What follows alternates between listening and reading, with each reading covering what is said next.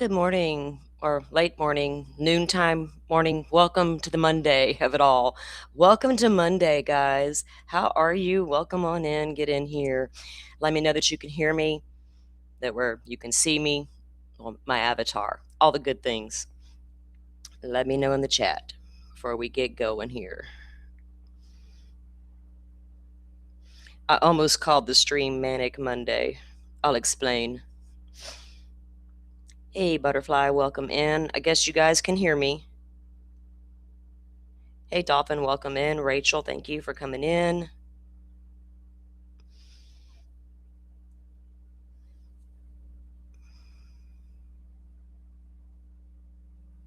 My chat is delayed. You can hear me? Thank you. That's what I was waiting on. All right. So we've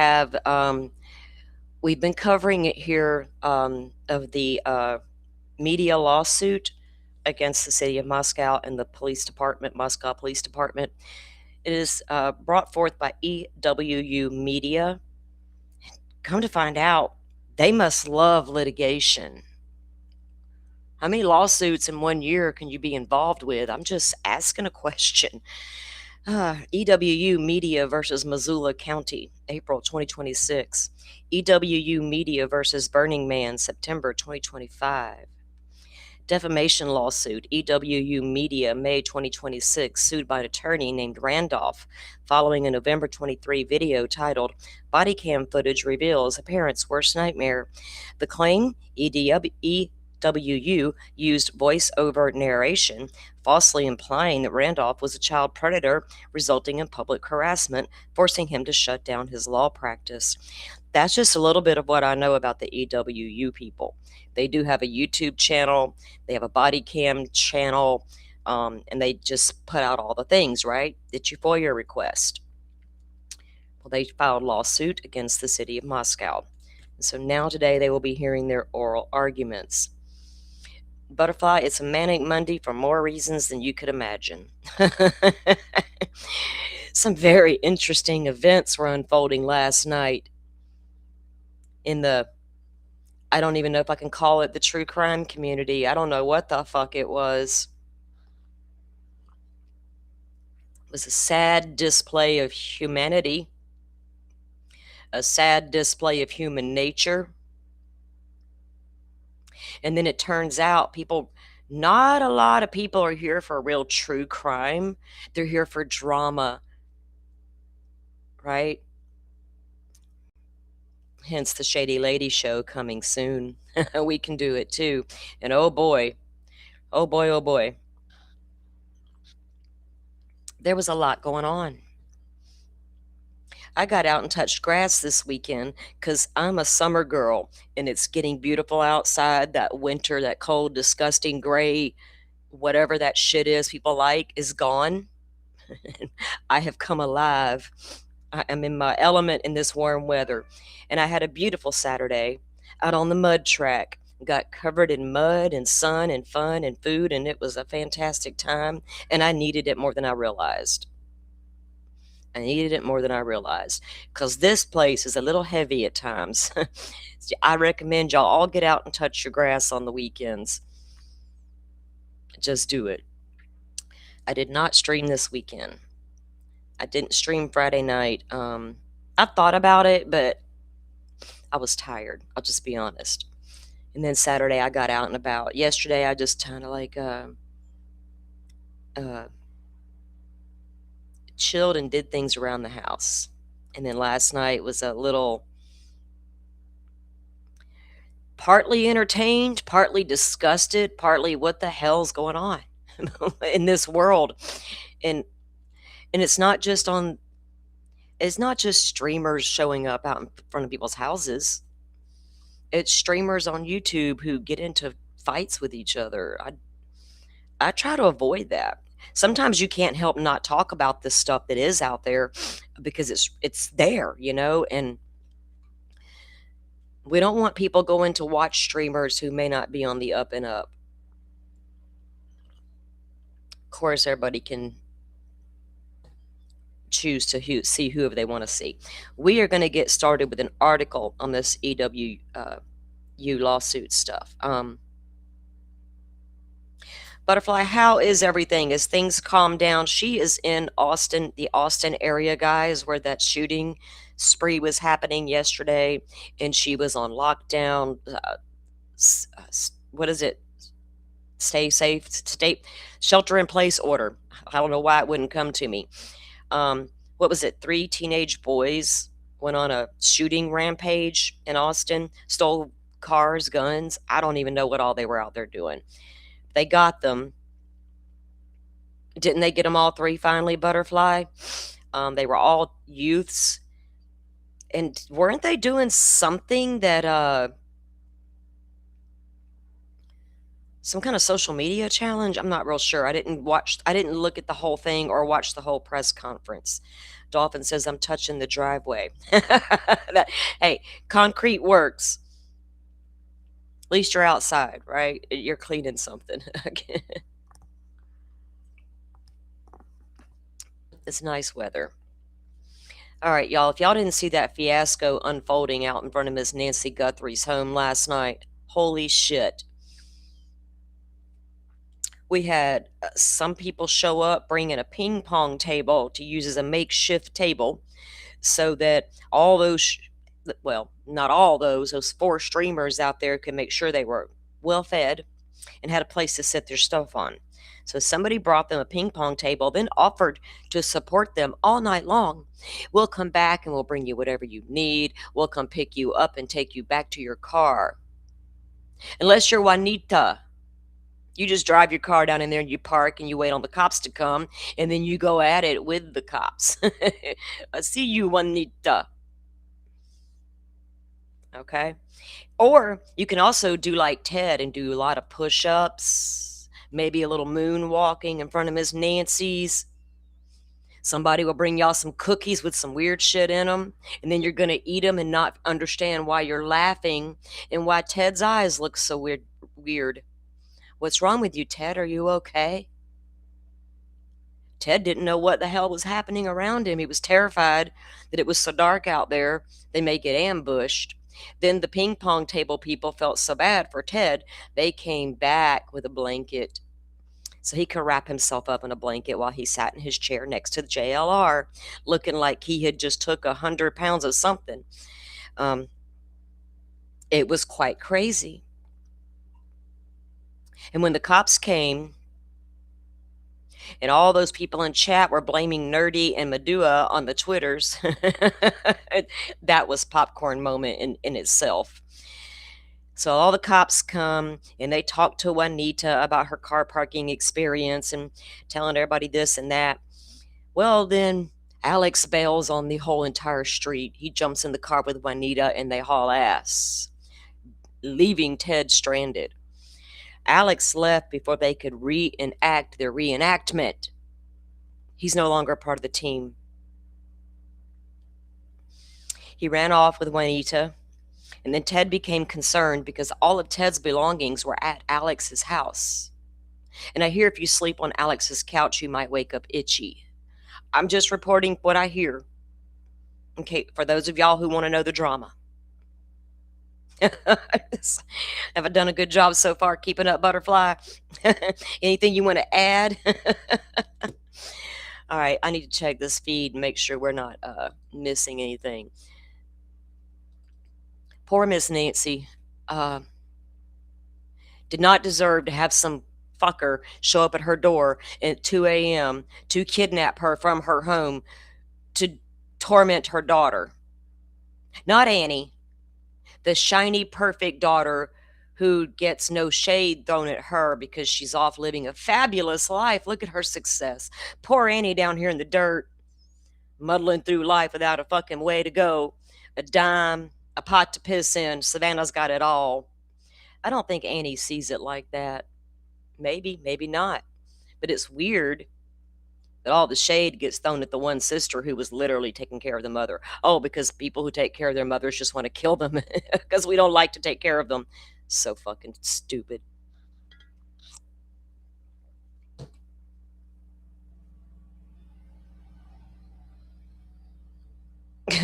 What did my state do again?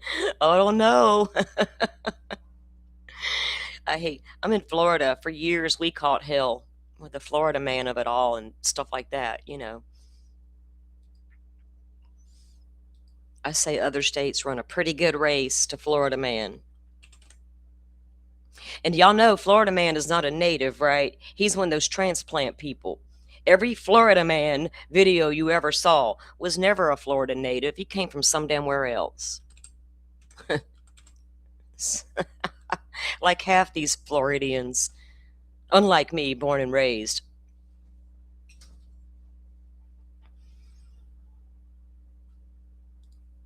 Okay, they are scheduled, I think, at 12:30 our time.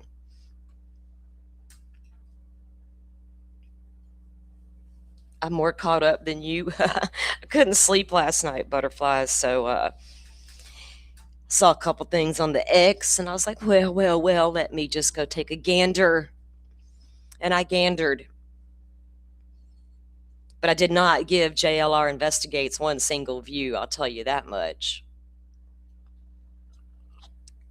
Didn't have to. He's not the only boots on the ground reporter out there asking, "Where's Miss Nancy?" How many times can you say it on a live stream? Like literally every other word. Oh, we got pizza coming. Where's Miss Nancy? This pizza's delicious. I need a napkin. Where's Miss Nancy? Oh my God, it's dark out here. Where's Miss Nancy? Shut the hell up. Giving us all bad names and reputations, man, and we don't deserve it. Just like the Pings and the Joe Schmoes and the Hellas and the Trishas and all these people doing weird shit.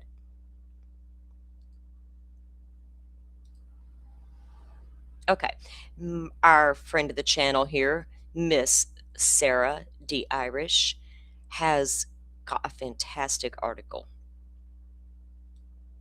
and we're going to take a look at it.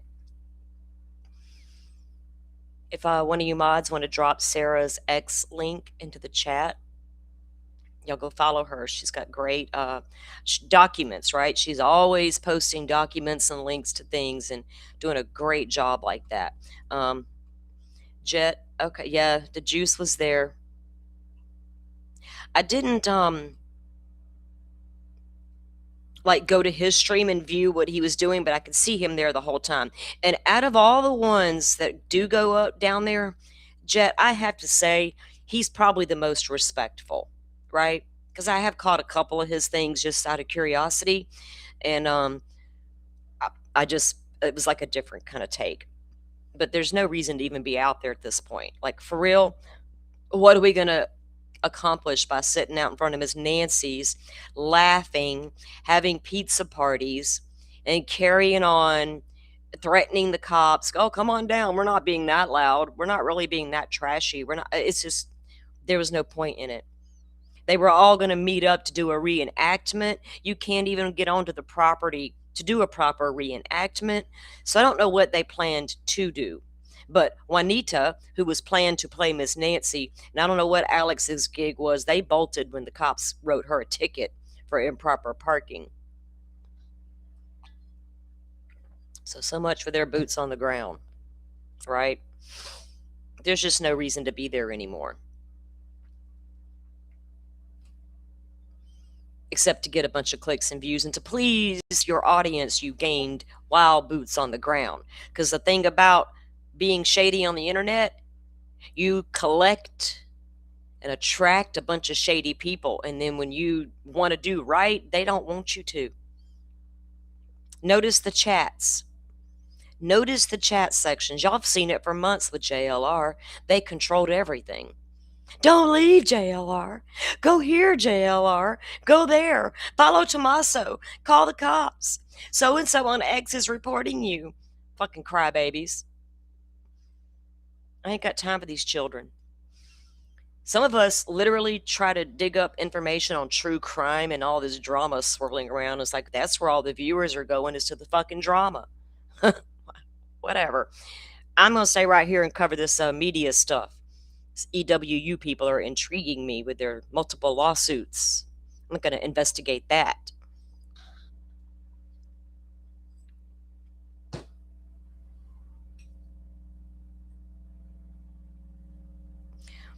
Alex Murdaugh is now suing the clerk. Well, clerk shouldn't have been a messy bitch. Period. I mean, I cannot defend. You know what I mean? Alex Murdaugh has got the legal right to do whatever he needs to do. I don't know who's going to get the money, right? But good luck with your lawsuit, Mr. Murdaugh. But we can't have this kind of conduct happening like this clerk of court in South Carolina, who now, because of her bullshit, Alex Murdaugh gets a whole new trial. Sue her pants off, whatever it takes to shut these people down and make them stop behaving badly. Okay, Sarah's article. Since my last article, ongoing legal battles continue in connection with the 2022 murders of the 4 University of Idaho students, including a lawsuit filed by EWU Media, LLC, against the city of Moscow and the Moscow Police Department regarding public records. I need to get my brain awake. I'm on my 4th cup of coffee. You'd think I'd be there. Before we get into the latest court filings, here's a quick timeline of where things stand. Thank you for this, Sarah. You did all the heavy lifting for my show this morning, and I so appreciate it. Shortly after Brian Koberger's guilty plea and sentencing on July 23, 2025, the Moscow Police Department established a dedicated public records webpage for the case. The city of Moscow released a large volume of investigative documents, including hundreds of supplemental reports. During this period, local media outlets obtained photos from inside the King Road crime scene. Around the same time, the Idaho State Police launched its own public records portal. That wave of disclosures quickly triggered legal pushback. Members of the victims' family, including Karen and Scott Laramie, as well as Stacy and Jim Chapin and their daughter Maisie, filed a civil lawsuit seeking to restrict the release of crime scene materials. Temporary restraining order. August 12th of 2025, Judge Marshall issued a temporary restraining order prohibiting the release of any images, audio, or video. Permanent injunction order was October 1st, 2025. In October, Marshall ruled the city of Moscow cannot publish photographs or videos from the King Road homicides without blurring the victims' bodies and the blood. Tensions escalated on January 20th, 2026, when ISP briefly released more than 2,790 previously unseen crime scene photographs from 112 King Road. The images were quickly removed after concerns were raised, including reports that at least one photo showed a small portion of a victim's body. Remember, that was Xana. As reported by the Idaho Statesman, Idaho State Police spokesperson Aaron Snell said the agency understands concerns about the nature of the images, but decided to release them after receiving a large volume of public records requests seeking the photographs. Snell also said the images were temporarily removed for further review after questions were raised, adding that officials wanted to ensure appropriate balance between privacy concerns and public transparency. The agency removed the photos from its website Tuesday night. The photos will be reissued soon, according to Snell. As of May 15, 2026, the photos have not been officially reposted. However, some individuals who did not submit public records were sent a downloadable link to the redacted images via email from ISP. EWU Media takes a legal action over the records denial. On February 20th, 2026, EWU Media filed a petition seeking investigative materials related to the Brian Koberger case. EWU's records request was directed to the city of Moscow and Moscow Police Department. At a March 13, 2026 hearing in Latah County, scheduled hearing, the court reviewed the status of EWU Media public records petition. This case is presided over by Judge Marshall, who previously issued the permanent injunction. Multiple members of the victims' families formally intervened in the case, raising concerns about privacy and potential release of sensitive materials. A motion to intervene, along with a stipulation, was filed earlier that same day. And then she gives you a schedule here. The court then set a full scheduled briefing and set a date for oral argument, and then she lists those dates here. The petitioner's brief was due the 30th of March. The response was due April 20th. The reply brief, May 4th. And today we have the oral arguments. In the petition's brief, supported by a declaration from Amy James, EWU asserts that after repeated requests and extensive communications, the city refused to disclose many of the requested records. The city based its denial on grounds that it was not proper custodian of the records. The Pennsylvania and federal laws prohibited disclosure, and that a permanent injunction entered in a related case barred the release of the materials. EWU disputed each of these occasions. First, EWU argues that the city is a lawful custodian of the records because they are in its possession and subject to disclosure under the Idaho Public Records Act, and that it cannot avoid its obligation by shifting responsibility to other agencies. Second, EWU contends that Pennsylvania law does not govern the city's disclosure obligations, even if some materials originated from Pennsylvania agencies. The brief also argues that the city's reliance on unspecified federal and law regulation is insufficient, stating that any federal exemptions must be identified with specifically. Third, EWU asserts that the city's redactions exceed the scope of a permanent injunction issued in Karen Laramie versus City of Moscow, arguing that the restrictions have been applied more broadly than the order requires. Good Lord. The city moved to dismiss. In a response filed on April 20th, the city of Moscow and the Moscow Police Department asked the court to dismiss EWU Media's petition outright, arguing that the case should not proceed. Rather than addressing the merits of public records dispute, the city contends that EWA, a Nevada-based company, is not registered to do business in Idaho and therefore cannot maintain a lawsuit in the state. The filing argues that EWU's activities include producing monetized true crime content based on Idaho cases and repeatedly requesting records from the Idaho agency. Oh, do they just like focus a lot of on Idaho stuff? I didn't know that. So that constitutes doing business. Like if we make a bunch of videos about Idaho, that's doing business in Idaho. Hell, I've done a lot of business in that town then. I've probably been there more than I should. As a result, the city asserts that EWU is barred from bringing the case and that the petition should be dismissed before the court considers the underlying public records issues. In response, you know what, Idaho? Y'all made a fiasco out of the Brian Koberger case. You need to pull up your big boy pants, go on camera, and admit it. We made a hot mess out of this case. But the question is, why? You're making me question why. Y'all know what you're doing. You had Lori Vallow and Chad Daybell. Don't pretend you don't know what you're doing, Idaho, because you do. And for some reason, this case, y'all decided, was different than all the rest. And now you're making me question your intentions. Not my fault, yours. Because this don't make any sense anymore. You know how many crime scene photos are out there of every crime in the country?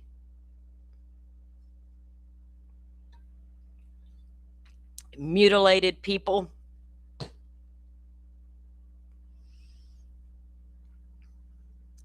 I don't like it when they take away freedoms that we should have, and the right to get public records, and the fight to get stuff out of Idaho. And if Idaho wants the internet to shut up about their handful of children, stop releasing all the stuff about them and release about Brian Koberger, you idiots. How about that, Idaho? In response, in a reply brief filed May 4, EWU argued that the city still failed to meaningfully defend its redactions under the Public Idaho Records Act. The reply brief also states that EWU is now registered to do business in Idaho out of abundance of caution, while maintaining that the registration was never legally required in the first place. Good God. EWU further argues that the interveners lack standing to assert privacy rights on behalf of a third-party witnesses and claims that many of... Why does it feel like it's always word salad? Why does it feel that way? Disputed redactions exceed the scope of the court's prior permanent injunction. According to EWU, the injunction already resolved that categories of materials may be publicly disclosed, and that the city and the interveners are now attempting to expand those restrictions. It does feel like that. Like they're having the same issue Delphi had with their little loan clerk of court. I got all this work to do and y'all want transcripts? I need a year, baby. No, no, no, no, no, no. Get busy hiring some extra hands today because you knew it was coming. Not like you're blindsided with public records requests when you knew it was coming. It took us a forever and a day to get anything out of Jody over there in Delphi. Don't play us because we already know. If you followed the Delphi case, you would know and understand the frustration. My God, would you ever understand it if you just followed it? EWU filed its public records petition before registering to do a business in Idaho. While EWU has since registered, the petitioner's posture has materially changed. Oh, we do not like posture changing. I don't want to read that whole document, y'all. I just don't. The filing also reveals that on May 4, 2026, the city attorney, Mia Batista, received a letter from Victoria Marie Vaughn, Associate Division Counsel for the FBI's Salt Lake City Field Office. Take-seat, backseat time. The letter explicitly states that the FBI generated records loaned to the Moscow Police Department. I wonder if they loaned Rexburg, Idaho documents and got them back. Let's go look at Lori Vallow and Chad Daybell's case files and let's take a gander. Because if you didn't ask for theirs back, why are you asking for Koberger's back? Don't make me become a conspiracy theorist in 5, 4, 3, 2, 1.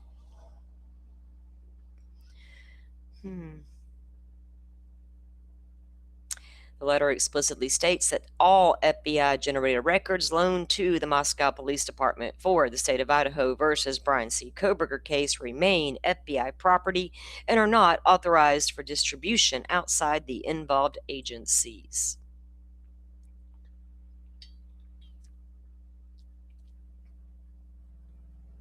Give us our IGG shit back.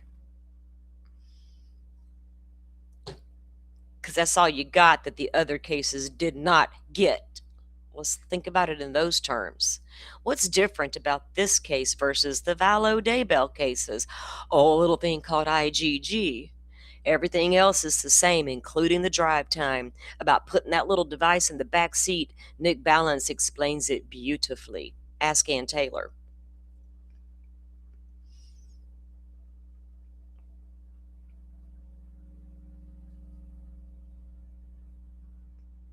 Word salad does happen when you're grasping. According to the filing, the city now needs additional time to confer with the FBI and provide the court with a more complete analysis of both the federal exemption question and how the Idaho Public Records Act applies to the records. We got questions for the FBI. Could we get some questions for the FBI? Why are y'all doing this? Cash, you like to talk, sir. I have a question, Cash. Can we submit questions to the FBI? I'm going to their Twitter page later. I'm going to ask him, why did y'all send Moscow a letter wanting your records back on Brian Koberger? What's up with that, sir? You care to comment?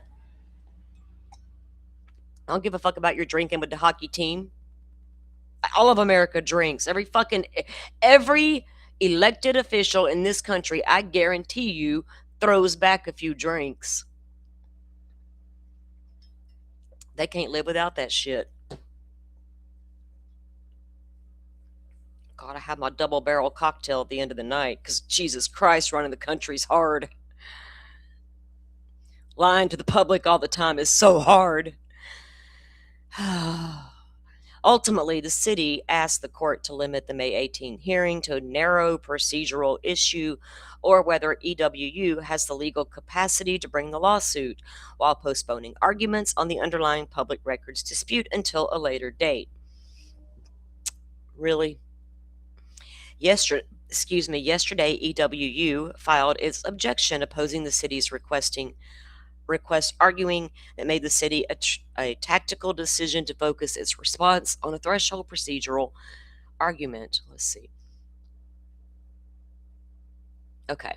I need to look at the link real quick and make sure I got it refreshed too.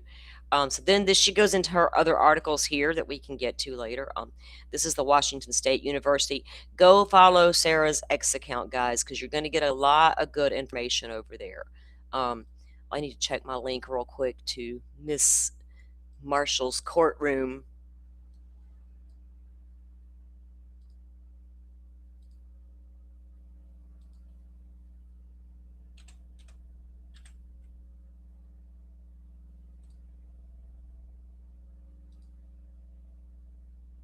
Oh, wait, I hit the wrong thing. It is offline at the moment. Let me get refresh. I'll keep this pulled up so I can keep an eye on it. Let me see what y'all are saying in the chat. Okay.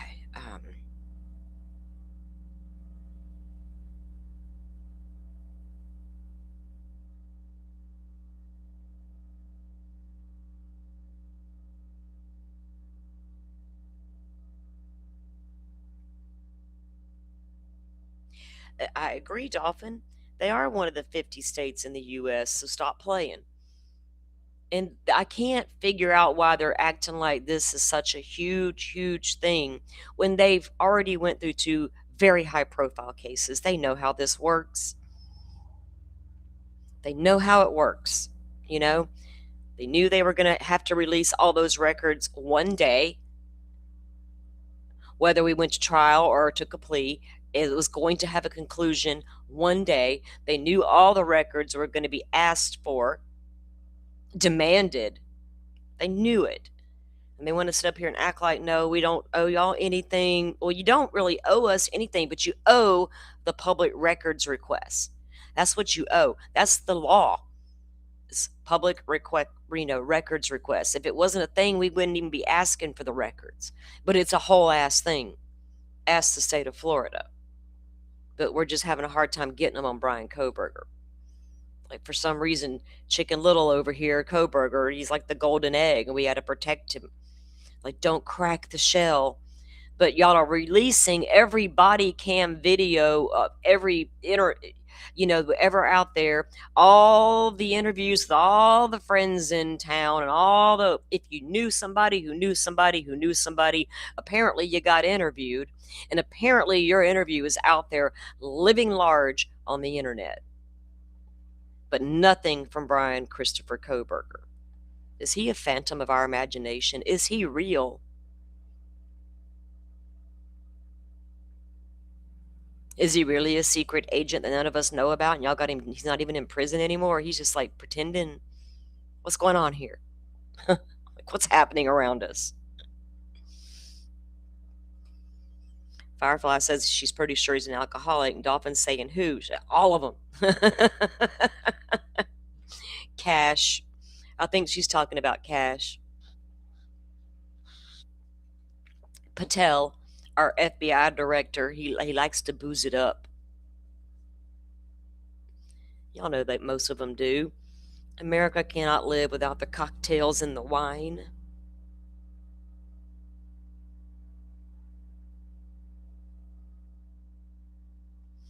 Okay.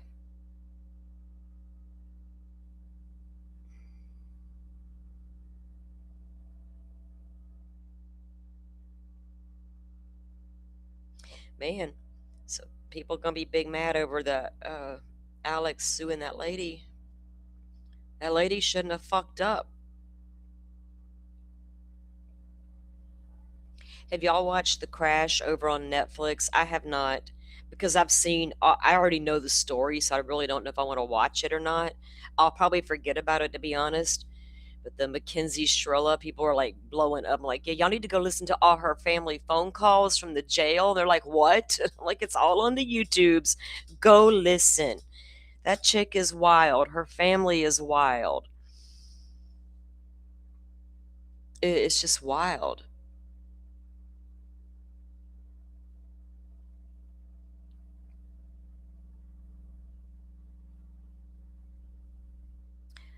The iPad is auto-correcting. Now, autocorrect is just drunk. She lives in a fantasy world. She's like, I'm going to mess with people today. I'm just going to type whatever I want.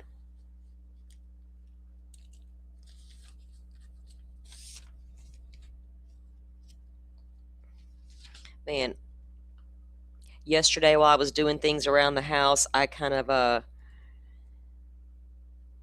went and checked out a few things because I was in Jolene's live the other night, and I, I kind of know what's going on, but I haven't like dug deep and dug into the because I don't care, right? The drama part. I'm just like, I'll just watch it with the popcorn, but I don't want to dig into it. So I really didn't know all of what was going on, but I knew some things. So I go into Jolene's live, and what was that, Saturday night? I was cracking up the whole time. She dressed up like somebody. And man, the chat filled up with some comments, and I was like, whoa, what's going on here? People weren't happy.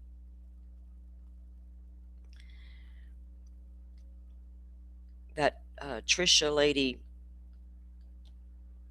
Web Sluice lady, she got a bunch of drama going on, man. People around her are apparently drama filled as well. His sister has a YouTube channel. Who? Cash Patel's sister? What are we talking about here?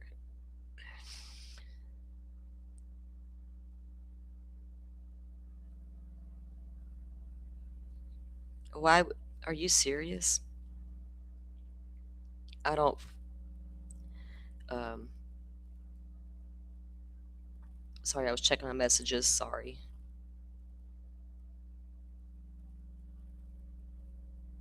Okay. Oh, I saw some interesting stuff on Reddit this morning too. So Dr. Turvey went and did an interview with this podcast chick from, what was it, News? Was it News Nation or was it Fox News? I don't remember which one it was. Um, and some people on Reddit are tearing down that interview. I'm like, man, y'all are good. Y'all know your facts. And when the people come out of the gate and they want to spew out their mouth, well, this is a fact, and this is all these little details that they think we don't know. People are like, hold on one second. You just contradicted what Becca Barlow said in a legal court filing, sir. Why are y'all being so messy and shady? Where again was that knife sheath found? Because according to the other attorney, it was found right where it was said it was found. Like, I don't understand what's going on out there anymore. Oh, y'all were talking about the Shrilla. On the sister has a YouTube channel. Now you said his sister, so now I'm thinking you're meaning a guy. So I thought you meant Cash Patel. Now you're saying no, we're talking about Shrilla. So I'm confused. I'm just confused. I don't know what's going on. Dominique's sister. Okay, that makes sense. I don't see all of the comments. It's hard to follow the entire conversation when I see parts of it. I'm like, what? That was one of the boys in the car. Yeah, I'm not. I don't want to. Does she go off on Mackenzie a lot? Families make YouTube. What kind of YouTube channel is it? Is it like I don't know. Does she garden? Does she cook? Does she justice for her brother? Or what is it about?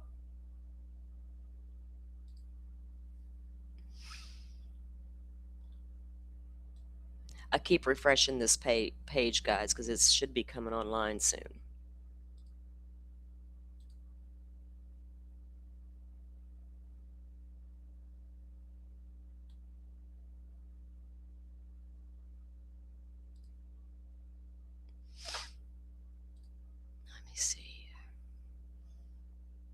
The screen is just dark on their end.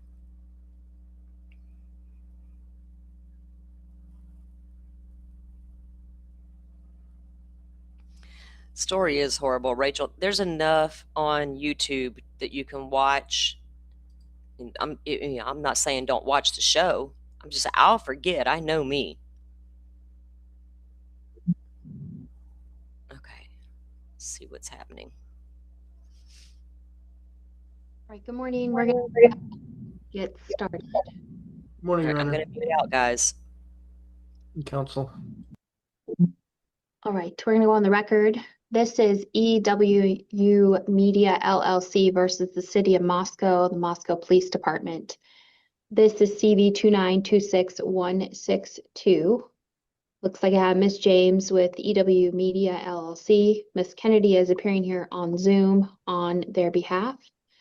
And then I have Ms. Batista appearing on the Moscow City Attorney for the City of Moscow. Ms. Brereton and Mr. Jones appearing on behalf of the City of Moscow and the Moscow Police Department.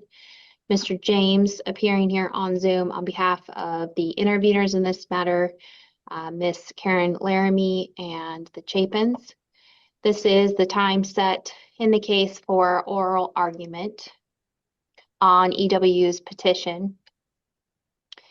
In anticipation of the proceedings here today, just as to recap, this is a petition for disclosure of public records, which EWU has sought from the City of Moscow related to the Koberger matter. And the petition was filed on February 20th of 2026. Court did set an initial hearing on the matter. And then following that, we set a briefing schedule and oral argument. The petitioner's brief, Ms. Kennedy filed that brief on March 30th of 2026, along with the declaration of Ms. James, for which the court has reviewed. Court has also reviewed the request to take judicial notice of CV 2925755, the memorandum decision granting in part the plaintiff's complaint for permanent injunction entered in that matter on October 1st of 2025. There then was, the court reviewed Mr. James's memorandum in opposition filed on behalf of the interveners. In this case, the declaration of Mr. James, Leander James. I want to be clear, my understanding is Ms. James from EWU, Mr. Leander James, not related, representing or appearing for two completely different parties in this matter. I have also reviewed the response from the City of Moscow filed by Ms. Brereton, the declaration of Ms. Brereton. And then subsequent to that, there was a reply filed by Ms. Kennedy. Again, a declaration of Ms. James. And then there was a motion to continue that's been filed by the city. Mr. Jones, Ms. Brereton filed that motion to continue. The oral argument on the substantive issue of the public records request. Declaration of Ms. Batista was filed in support of that motion to continue. And then court has also reviewed Ms. Kennedy's objection.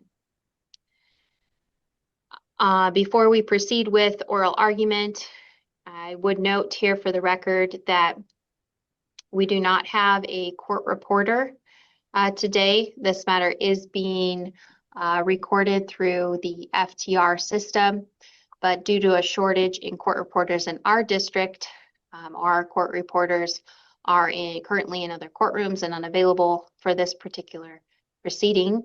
So I do need to ask Ms. Kennedy on behalf of the plaintiff in this matter, are you agreeable to waiving the requirement of the court reporter here today?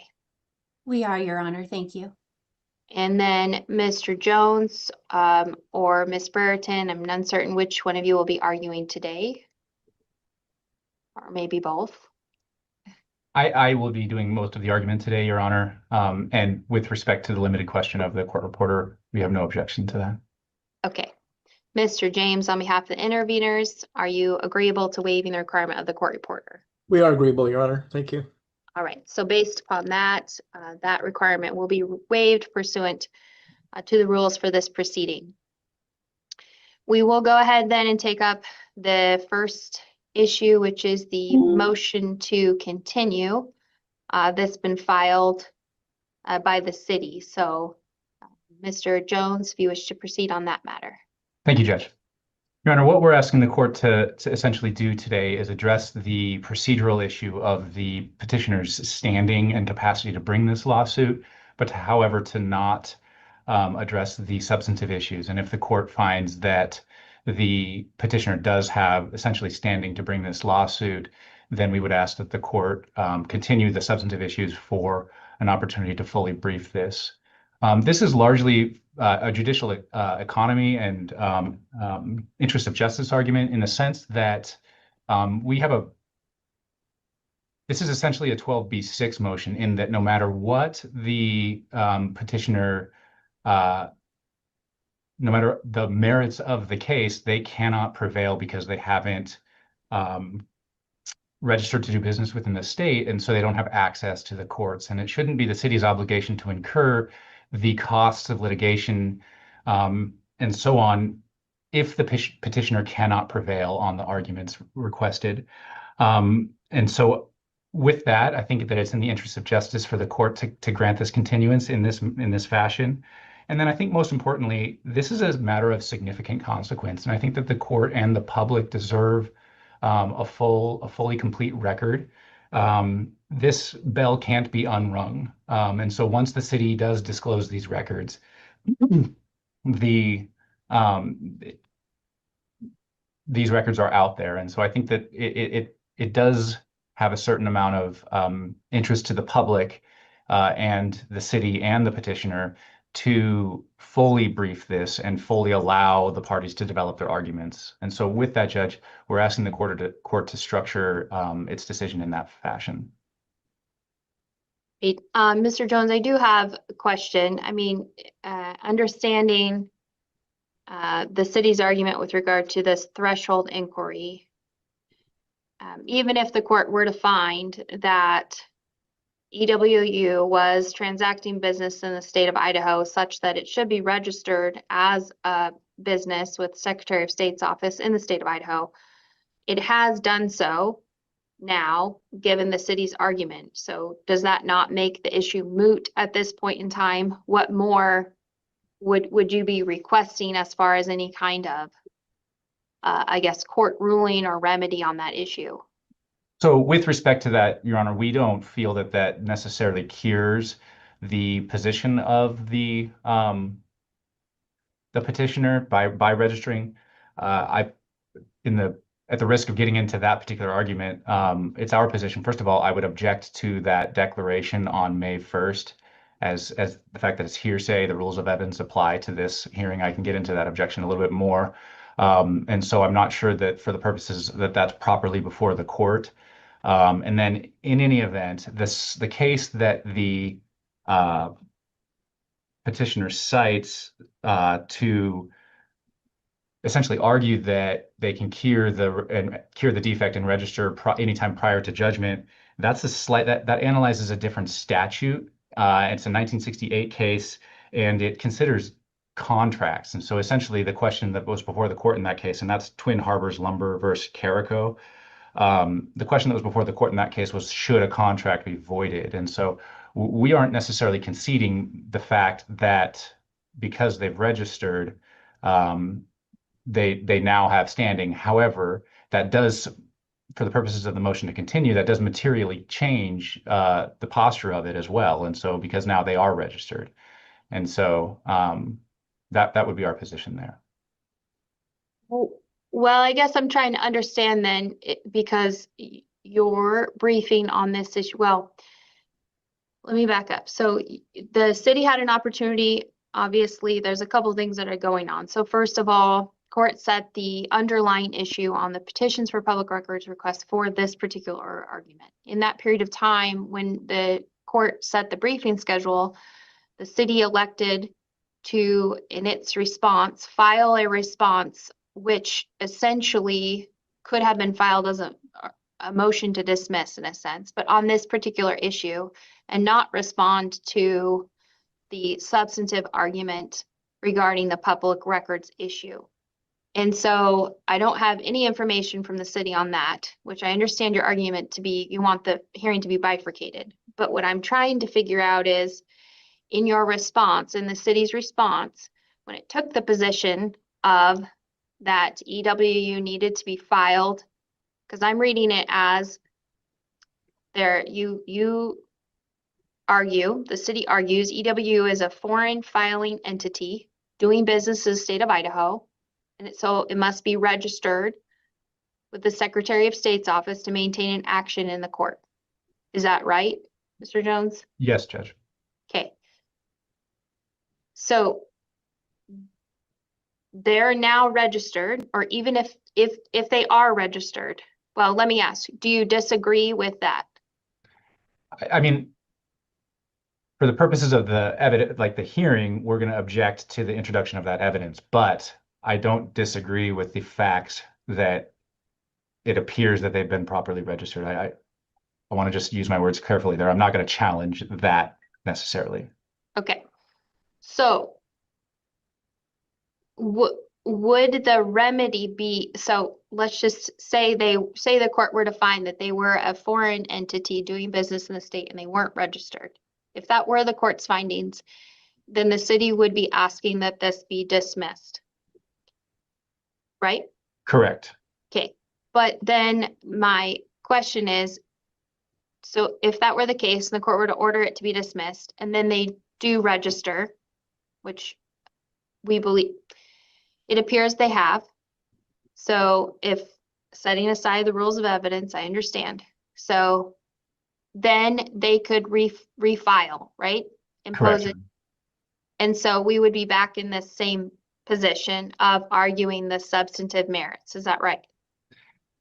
Yes, Your Honor. And I guess in a nutshell, I mean, if the court finds that that registering cures the defect for the purposes of this petition, then continuing it would satisfy the interest of justice, because then the city would take the opportunity to respond to the merits of it. Now, a couple of things that would change. Should the court dismiss the petition today, they would have to refile a public records request. And the statute changed. I don't know how much that's going to impact the petition here, but we will be analyzing a slightly different statute come July 1st. So a couple of things would have to happen. They would have to either rush the petition in to get it under the current statute, or we'd be analyzing a different statute. Again, I'm not sure how much that would impact this analysis, but that's something worth keeping in mind. But in a nutshell, Your Honor, you're correct. We would just be right back here after they filed another petition, or assuming the city denied it again. Okay. And so then my other question is that why didn't the city, we're talking about, and you made reference to this, and of course the court believes the same thing, that it's important in this particular situation to have full, complete, accurate positions on everybody's side in order to make a proper decision here. Why didn't the city elect to respond substantively by saying, essentially, in the event the court were to find that they do have standing or could sue, then we would argue this, and this?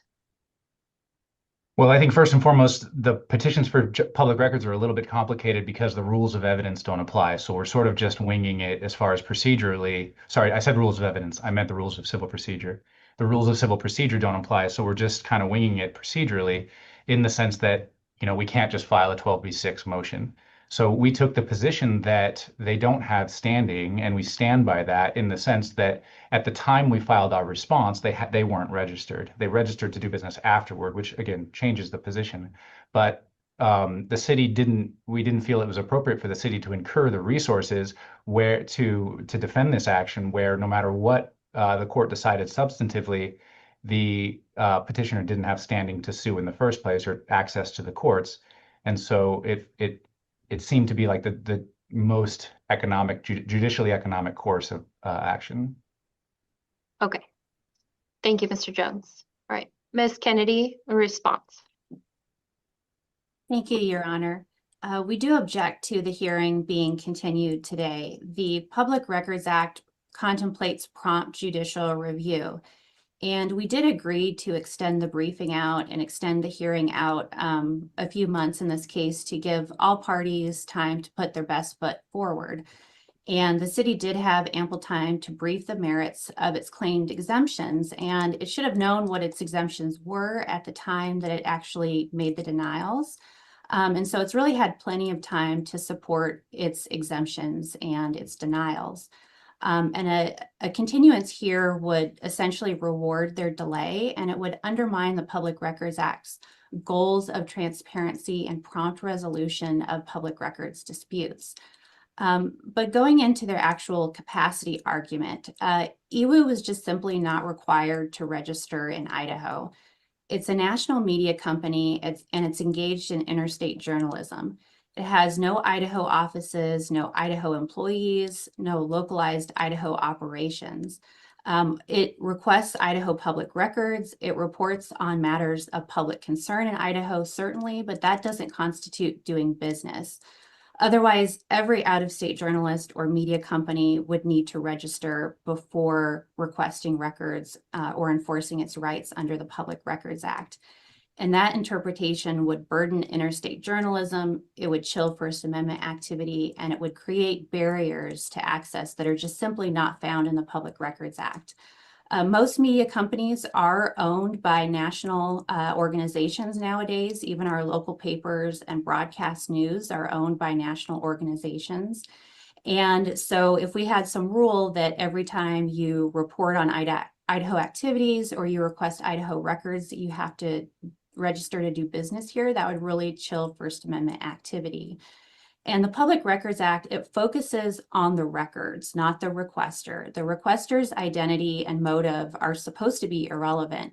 And the city has really focused on EWU's identity and its business model, and that simply is improper and irrelevant to the disclosure analysis. So requiring some kind of registration requirement, it would impose a subjective analysis, and it would allow the city to look into who's requesting these records and why are they registered, or are they registered to do business here? And that simply would be another barrier that's not in the Idaho Public Records Act. But I think the court is correct that any registration issue is now moot. EWU strongly objects to having to register to do business in Idaho, but it has done so because it thinks this case is important and that the merits need to be heard by this court. And so it did not want to lose its case because of that. So any defect has now been cured. But the city's other reason for delay is that FBI letter. And we can talk about the substantive issues related to that later. But the relevant inquiry is the basis for the denial at the time of the denial. And here, this FBI letter was obtained months after litigation began. And under Wade v. Taylor, the city can't retroactively supplement its denial grounds through a post-litigation FBI letter. It still identifies no specific federal statute or regulation, and it really just isn't an exemption under the Public Records Act. It also only addresses FBI-generated records. It says nothing of these supposed Pennsylvania records or any of the other issues that are listed in our petition. And the city we understand that they've had a ton of public records requests, but on these particular issues, which are fairly finite and well-defined, they have had 10 months to identify the applicable federal law, and they've still failed to do so. So we don't believe a continuance will help that and will change things. I do want to say too, this allegation that Ms. James, that her declaration is hearsay, I would have to look at the rules of evidence, but my recollection is that public records or public documents are not hearsay. This is an official document from the state of Idaho, and Ms. James is simply authenticating it because she was the party at EWU Media that actually requested that we go ahead and get this registered and helped us do that. And so we don't believe that document is hearsay, and we think that the court can consider it in deciding that this issue has been mooted. So to summarize, we believe that the equities favor proceeding today. There is a strong public interest in timely disclosure. The Public Records Act is intended to ensure timely public access to government records, especially in matters of extraordinary public importance like this case. And the city has already repeatedly delayed this issue and hasn't really provided us a basis for withholding these documents. And we don't think that would change with the continuance. So we believe the hearing should proceed today. Thank you, Your Honor. Ms. Kennedy, understanding, that the public records request the act and obviously the need to hold a hearing within a relatively short period of time. Other than that argument, which is still substantial, what would be the prejudice to EWU or EWU, I guess is now what I'm understanding it's probably better pronounced as from your representation. So EWU, what would be the prejudice if the court were to continue the merits hearing for just a couple short weeks? Your Honor, I understand the court's question. I can't identify a specific prejudice that would go to EWU itself. But I would say I think the public is prejudiced whenever the Public Records Act is not timely complied with and these issues aren't dealt with in a timely manner. And so, but apart from that sort of general prejudice to the public and the lack of transparency, I can't identify for you a specific prejudice that would go to EWU specifically. All right, thank you. Mr. James, do you wish to weigh in on this particular issue, the motion to continue?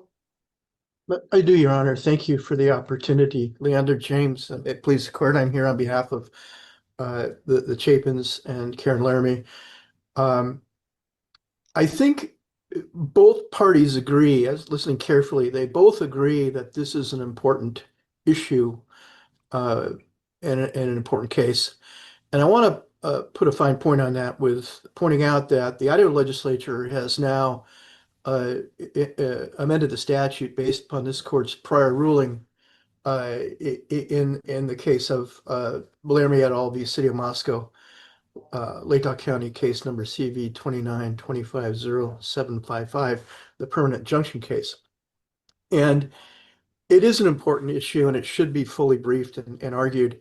I will add to it that I will report to the court that recently, within the past week, I've been contacted by an attorney in the state of Nevada working on behalf of a governmental entity that is going to apparently petition the Nevada courts to amend their public record laws based upon this court's prior injunction ruling. And I suspect that attorney probably is listening to me right now. And I know that attorney is monitoring this case. And I have had inquiry with others, including media, who are monitoring this case closely. So I want to address what I think are the most meritorious, as I see, argument that Mr. Jones made, and that is that he needs a little more time to reassess the city's position and to fully brief the case. I think, if the balance is tipped in his favor, I think it's partly tipped because of the importance of the case that both parties agree to, and the interests can be affected beyond this case, including interests in other states. Another point that was made by Ms. Kennedy about the public interest, and her argument was that the public, anytime there's delay, there's some prejudice to the public, and I think that's somewhat true, that there would be, a modest delay or could cause some modest prejudice in the sense that the public might want to know what information would be disclosed here. But there's another aspect to the public interest that the court, I think, should consider. And that is that we get it right, that we get the answer here right. The court took a great deal of time and effort and energy to analyze the permanent injunction case and to get it right. And I think we should do that here. And for that reason, I don't oppose the city's, I do not oppose the city's request for a short continuance. I think it's merited for the reasons I've said. I think it's important we get this right. I am interested to see what their ultimate position is on the merits. I do not know what it is right now. And that's concerning to me because it's going to affect my clients, I think. I'm not sure how broadly or narrowly they will interpret the permanent injunction that is of primary interest to my clients. So for those reasons, Your Honor, I respectfully request the court grant a short continuance. I don't think Mr. Jones has been unreasonable. I think he just needs a little more time. Thank you, Your Honor. Great, thank you, Mr. James. Mr. Jones, do you wish to make any reply argument on the motion to continue? No, Your Honor. I'll submit and stand for questions.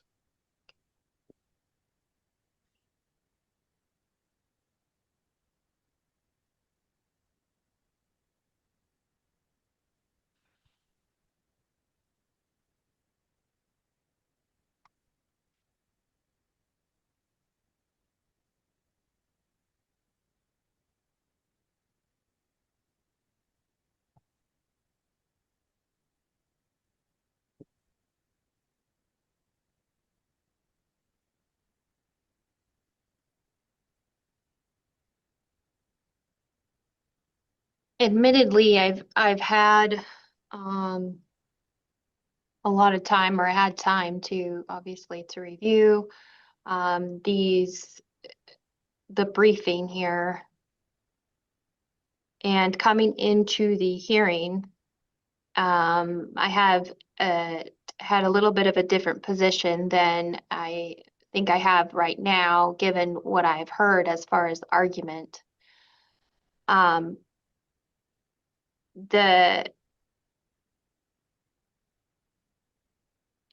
Candidly, because of this particular issue, we talk about kind of, I don't know, the gravity of it and what kind of case it is, or the implications that it would have to have these records in the public.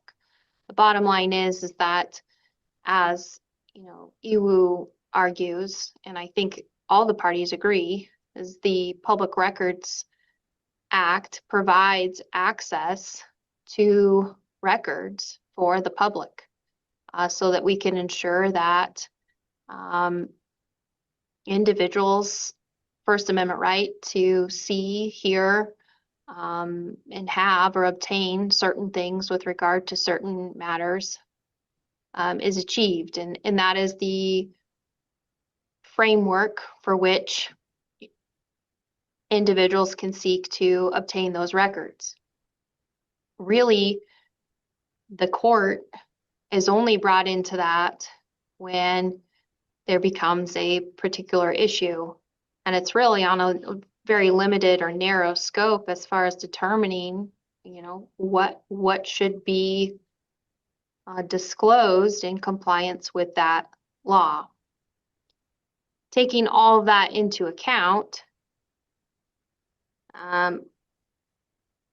I, though, as the judge presiding over the matter, and now that it has come before the court, do feel that I'm at a bit of a disadvantage, if you will, if I do not have all of the information necessary to make an informed decision. Quite candidly, it was I understand the city's argument, the position that it took. It was a little surprising initially to not see kind of the follow-up substantive argument, to be prepared to proceed on that here today, because I think it leaves unanswered a lot of questions that, quite frankly, I think EWU is seeking, which is, what is the basis for the denial itself? What is the legal basis for the denial? And from the affidavits or the declarations that have been filed, specifically the declaration of Ms. James, that filed on March 30th, within that contains the city's responses as far to those public records requests, and kind of generally cites to reasons for denying the request. But that's really all the court has as far as that substantive part. On top of that, according to, and I think it's the declaration of, again, Miss James, but it's the records request specifically from September 15th of 2025. I believe that that is the most recent or most specific request that's been initiated to the city as far as the specific records that are being requested. But I don't have anything else to go by necessarily. So what I'm getting at is that generally speaking, there's an argument here that aside from the argument to continue about whether they're standing or not, there is an argument that's being made that the city's using Pennsylvania law, federal law, or other things to not disclose certain records. I don't even know which particular records we're talking about, and what that entails. So even if I were to go that direction of say we need to have substantive argument today, I would be happy to hear that argument, but I think I need more information anyways from the parties before we actually proceed to figuring out, quite frankly, what you want me to figure out, which is what information is it the whole case file in its entirety? And if it is, what does that entail? And what specifically can the city point to by saying, yes, that document was specifically, you've requested that specific document. It was created by, the FBI. Our argument is that we're not the custodian. I don't know, or it was created by Pennsylvania. Here's what it is. They're the custodian, whatever the city's argument might be. On top of that, I think I need from, like I said, I'm referring to or looking at what I believe to be the last records request again would be September 15th. I can see within that some of the city's response as far as what that entails, but I think I would also need information from Ms. Kennedy about what has EWU already obtained and what more specifically were they seeking that they did not get. And maybe that has been provided to by way of the records request. Maybe Mr. Jones and Ms. Brereton are more aware of that as far as Ms. Kennedy, whether that's been, provided to them and they can specifically respond to that in a way. But I guess for my purpose in ruling on it, I'm feeling a little bit in the dark on that portion as far as what I'm ruling on. If there's a request to make a blanket ruling that the city, anything within the city's possession, that they are custodian of must be released. I think that's a different inquiry than, more specifically as to the records, each particular record. Now, I say all that because I agree that when I came into this hearing, quite frankly, I was inclined to say, no, we're not continuing it. Because I think the city had an opportunity to respond and instead chose to take a different approach and argue the issue of standing. Now that we are in this hearing and I've heard argument here, more specifically, Mr. Jones reference to the procedural posture is a little different. The rules of, civil procedure as application to this is different.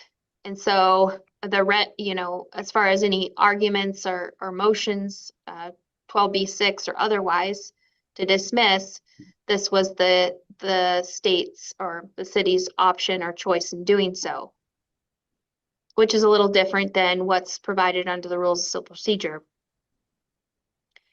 On top of that, I think that there's also been more clarity as far as what the issue raised is. Mr. Jones saying the implications of if the court were to find that even if the remedy were cured or not, but if the court were to find that EWU was required to register, And it should have been, should be dismissed, even though I think judicial economy may say otherwise, but regardless, even if it were to be should be dismissed, that may change the setup for what EWU is requesting. For example, do they have to then, based upon the timing of that, would have to refile a public records request, and what would that look like? And may some of these issues be cured in the meantime? I don't know. It would change the posture of the case. Certainly not suggesting that I have a decision on either one of those things, but that does change, I think, the way in which the court was initially looking at it. Because by way of the briefing, it would seem to suggest that the issue was cured by the filing. And I don't, having heard from Ms. Kenny, which is why I asked, is appreciating the argument that there may be prejudice to the public. I don't know that there is, given the time that has lapsed since the records request, but also, setting that we've set it on a timely hearing, the parties agreed to it setting as far as that hearing is concerned.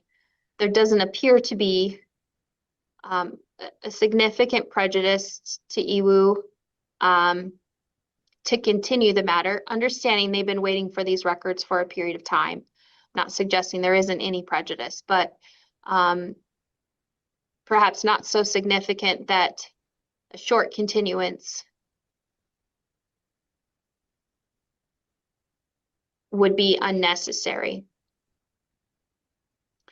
So I believe that based upon what I've heard here and now in court, what I am going to do is I am going to grant a short continuance of the substantive argument. What I am going to do is consider the issue with regard to the standing, the foreign entity argument fully submitted.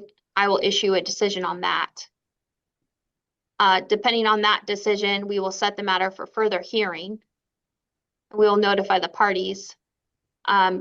What I will do is I will set it for further hearing at this point, give you a date, and then in the event that that were to change, for example, if the court does find that the petition should be dismissed, then obviously that next hearing date would be vacated. But on an alternative, if the court were to find that the issue's been cured, should continue, then we will proceed with the full argument. And I'm going to set that for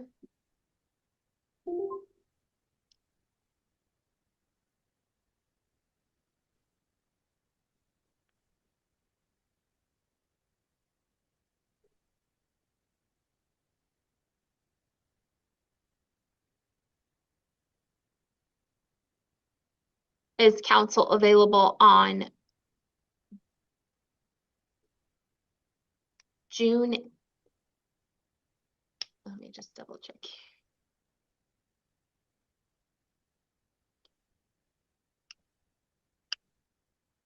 June 8th. Okay, June 8th at 9:00 a.m. I'm available.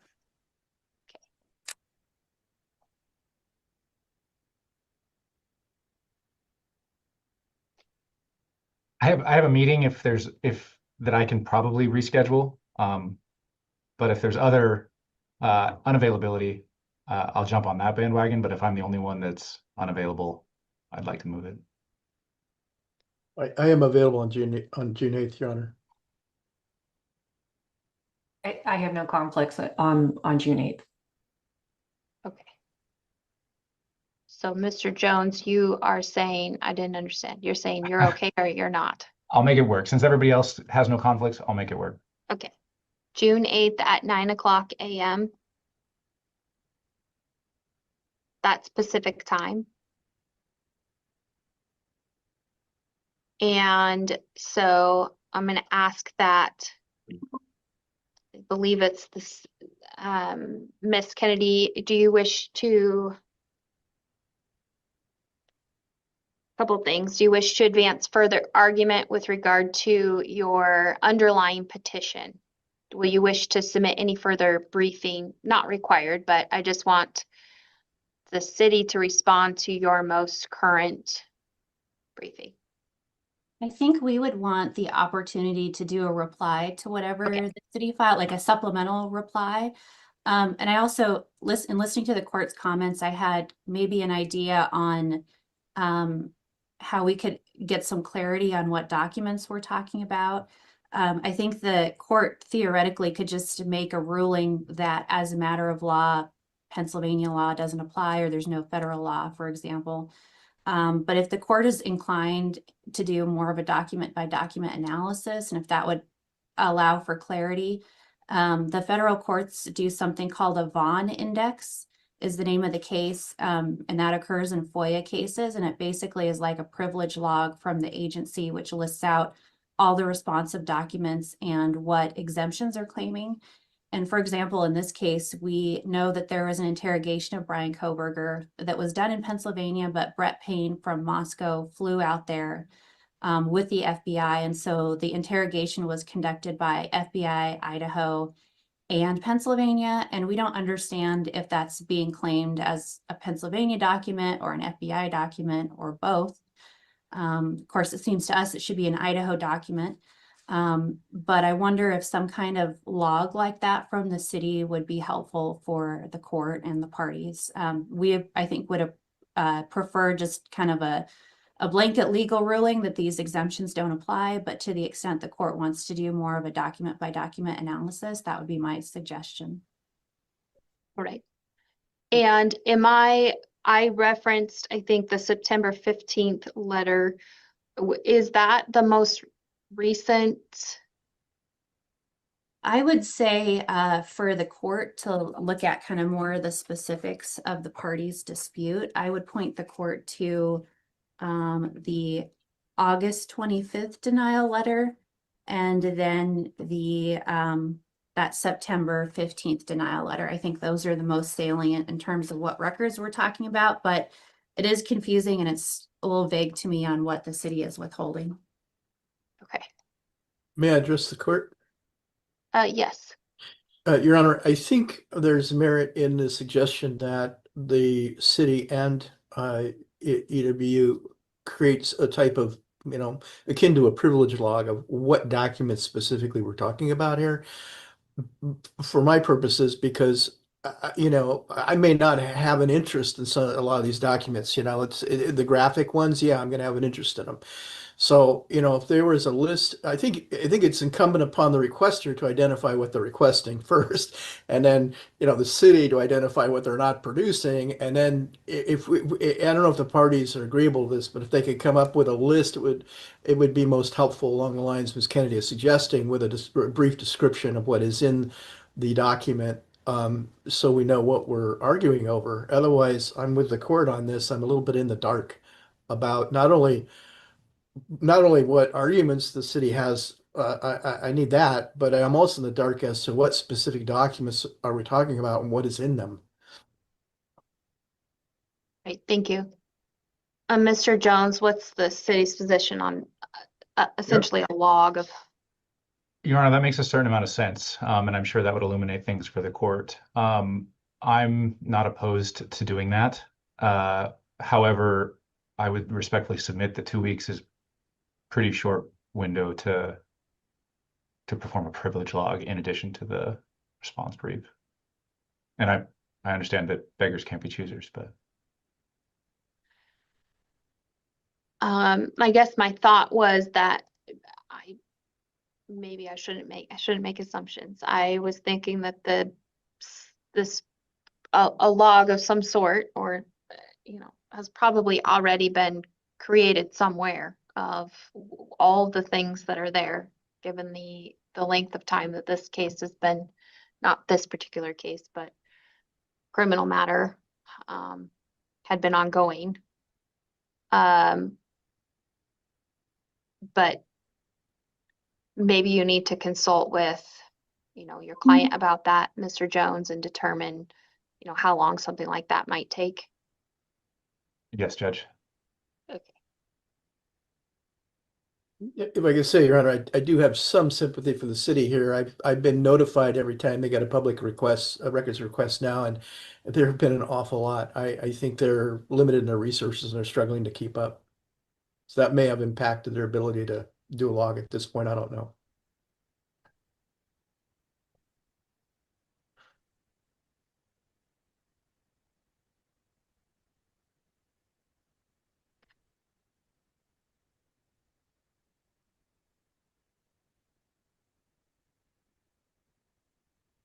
Well,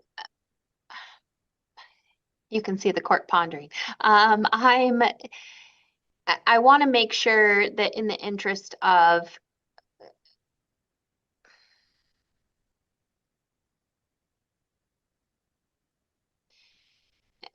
that we only have to do this one time, I guess is what I'm trying to get to. I do think that it's incumbent upon the requester to identify what they want, which is why I was trying to, again, get to what was the most specific request that we had that was actually denied, that we need to address. And so I think there are, certain things within that list that were specifically noted, at least from the September 15th letter. It was like a supplemental, and there was specific things listed within that. There was only about, I don't know, I it didn't seem like there was too many documents within that that needed to be, that would take too long to address. I do know, as far as the case itself, of course, there's probably a lot to say the least. So I don't know, again, Miss Kennedy, I'm not sure what EWU has obtained or what they're still waiting for. And maybe they've gotten a bulk of that, but haven't gotten just these specific things. Would it be helpful to provide something to the court? I mean, I think some of it is hard because we don't know what the city has. So we're kind of guessing. We're based, like the interrogation we know about because of a supplemental police report that we did get. But there could be other documents out there that we just have no idea even exist. But I could put something together for the court that lists our requests and what we've received and what is missing, or just even what's missing, or what we believe is missing. But I think the city still needs to identify that if there are any documents that were responsive to our requests that they withheld, I think that they have the burden to prove an exemption for those and maybe tell us what those are as well. Mr. Jones, what's the position on that? I mean, I guess the city's position would be that we're not objectionable to a log, and so the situation that I'm I can't answer without speaking to the city first is how much of a burden that will be on the city to produce a log, and so I don't know if you want us to go into a breakout room or if you want just to. I mean, we can get it done. So if you want to just set a hearing, we'll get it done. But I don't want to overburden the city staff. Okay. Well, let's move, let's see.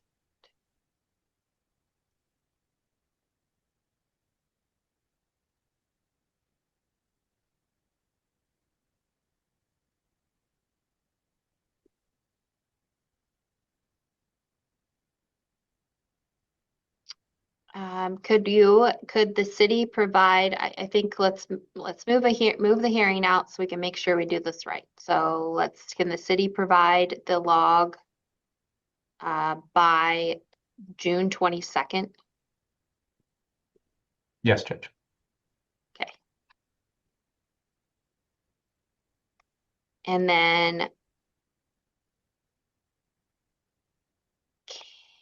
I will have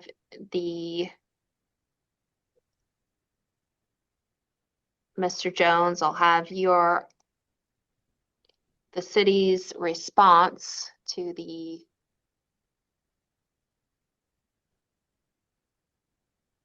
petition will be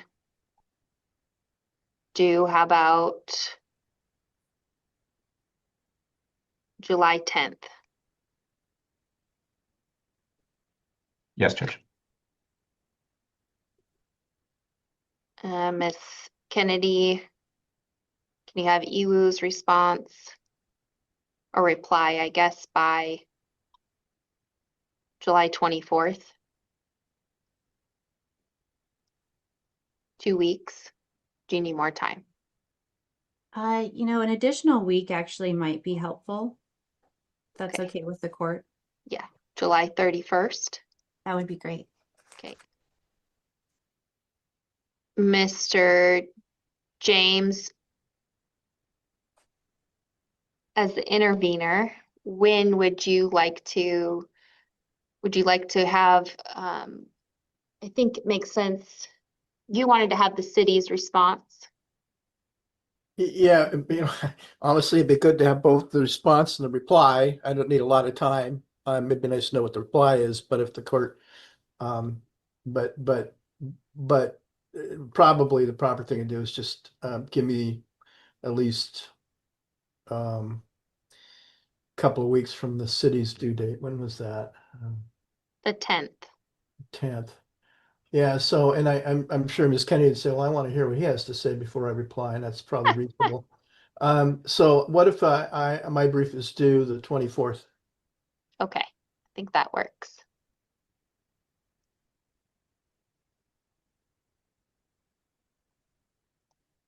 All right, and then we can have a hearing.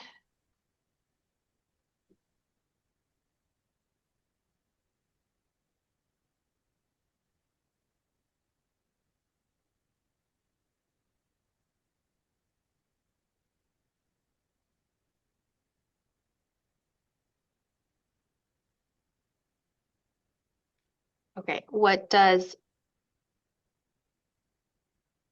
August 10th at 9 o'clock look like? I'm available then. Okay. Hopefully my client is too. She's listening. Can nod. Yes. I'm available, Your Honor. I have no conflicts with that day. Mr. Jones has something, I can tell.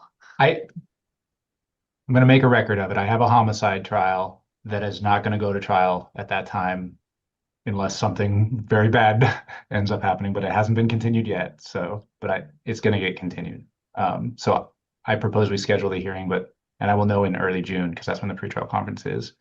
But if it doesn't get continued, I just bring that to the court's attention and speak with Ms. Brierton about it. Okay. So August 10th at 9 o'clock a.m. is when we'll have substantive argument on the issue. And, I'm just going to go back to like where I started here this morning this is not where I anticipated that we would be, but I do think that sometimes this is the way things happen in the sense of making sure that we have all the information. I think, quite frankly, for myself, but for the party's sake, so that we can figure out exactly what we're talking about and to do it right, hopefully, the first time instead of having to keep coming back to court is my hope. So I know this is going to cause a little bit of delay in the records and getting those, but hopefully even in the log itself, I'm hoping that once that's created and even provided to Ms. Kennedy, that might be even a talking point for you all to say, well, are there things that we haven't had that we can have, or what it might be? I don't know. So I think it will help us move things forward actually better going forward than it would have. So I appreciate everyone's patience, as we navigate through this. So is there anything else to take up for today, Ms. Kennedy? No, thank you, Your Honor. We appreciate your time. Anything else, Mr. Jones? Judge, if I could just ask Ms. Batista if she feels that her presence is necessary on that August 10th hearing. Yeah, I believe she wants to be present and she's unavailable on August 10th. Okay. And I hate to do that at this point. Can I ask, is it for the full week? You could just nod. Okay.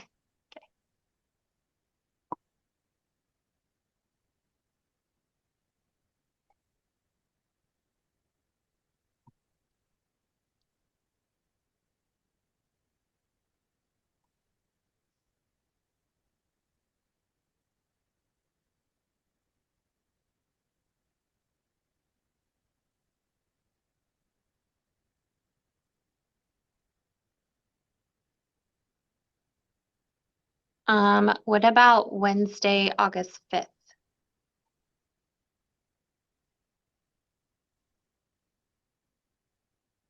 I have no conflict, Your Honor. I can make it work, Your Honor. That would work for me and hopefully Ms. James too. Yes. That works for me as well. Ms. Batista, does that work? Okay. All right. So we're gonna Wednesday, August 5th at 9:00 a.m.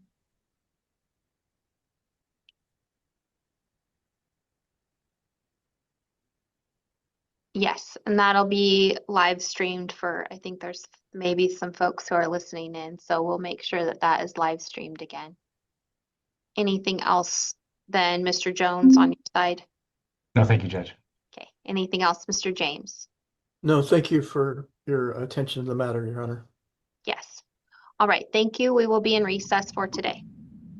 Thank you. Well. Ugh. Lord, where do we even start? What do you... Finally, okay, they're registered in Idaho, so they can conduct their lawsuit, right? 'Cause that was the whole thing. They're like, oh, they're not registered to do business here. They can't even file the suit. So the suit is about them not honoring public request records. Excuse me, sorry. Oh, they was out working in the fields this morning and it got to me. To create the log of the... I wonder what specifically they requested that they were denied so far that triggered the suit. I'll have to go back and read some of the early filing.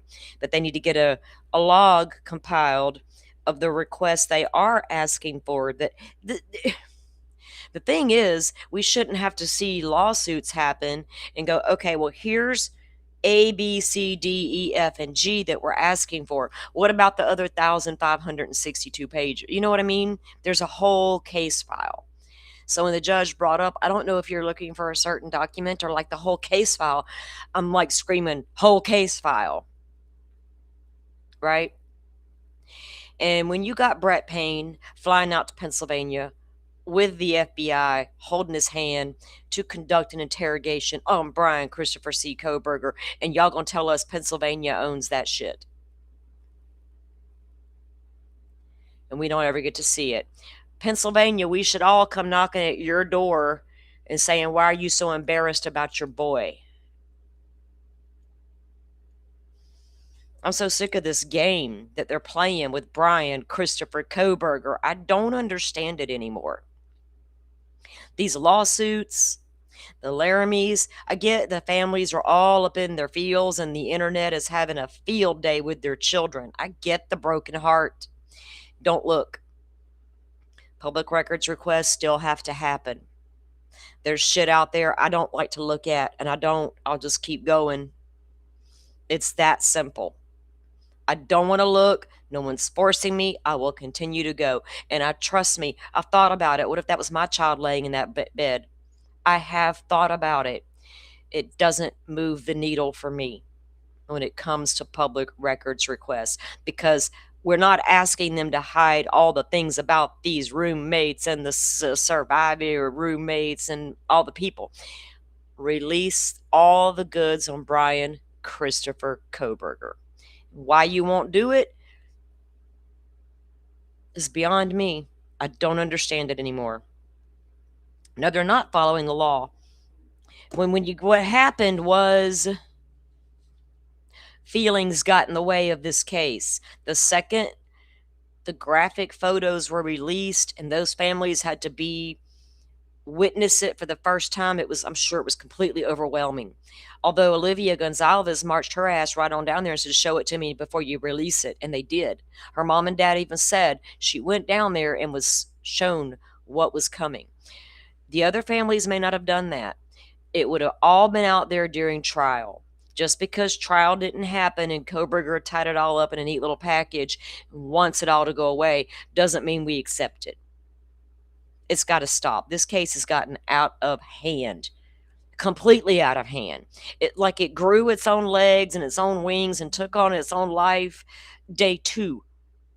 And once that train left the track, there was no getting it back. It is wild. I agree, Dolphin, and maybe it may sound harsh to some people, but we ain't never been known for not being harsh, have we? We ain't never been known for that. But I agree they need to mind their business with this because it will impact all the other cases. And going back to the FBI sending out a letter all of a sudden. Now there's lawsuits and people wanting documents, and the FBI's like, wait a minute. We want all of our documents back. Did they do the same thing in the Vallow Daybell case? I need that answered somewhere. Because if you didn't, why are you doing it here? Is it just because of IGG? Because that is the only thing literally different. Literally the only thing different.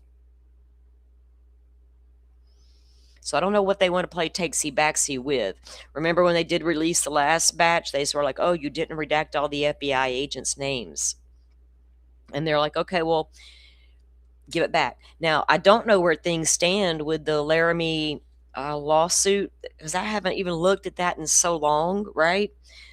We've been covering Nancy Guthrie case and waiting on records to come out in the Koberger case to read, but it's just like all stopped. All of it has stopped because nobody seems to know what to do with Brian Koberger. It don't make any sense anymore. And then you got Turvey coming out saying X, Y, and Z and saying the opposite. And it is just like, what is going on here with this case?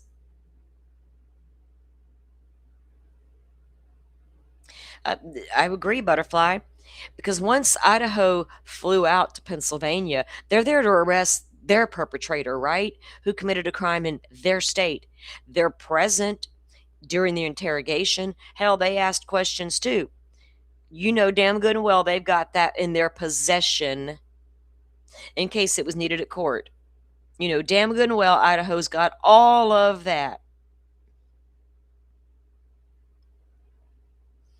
But they're saying, are they going to deny it because it came from, Pennsylvania's apparently got the weakest of the sunshine laws in the country.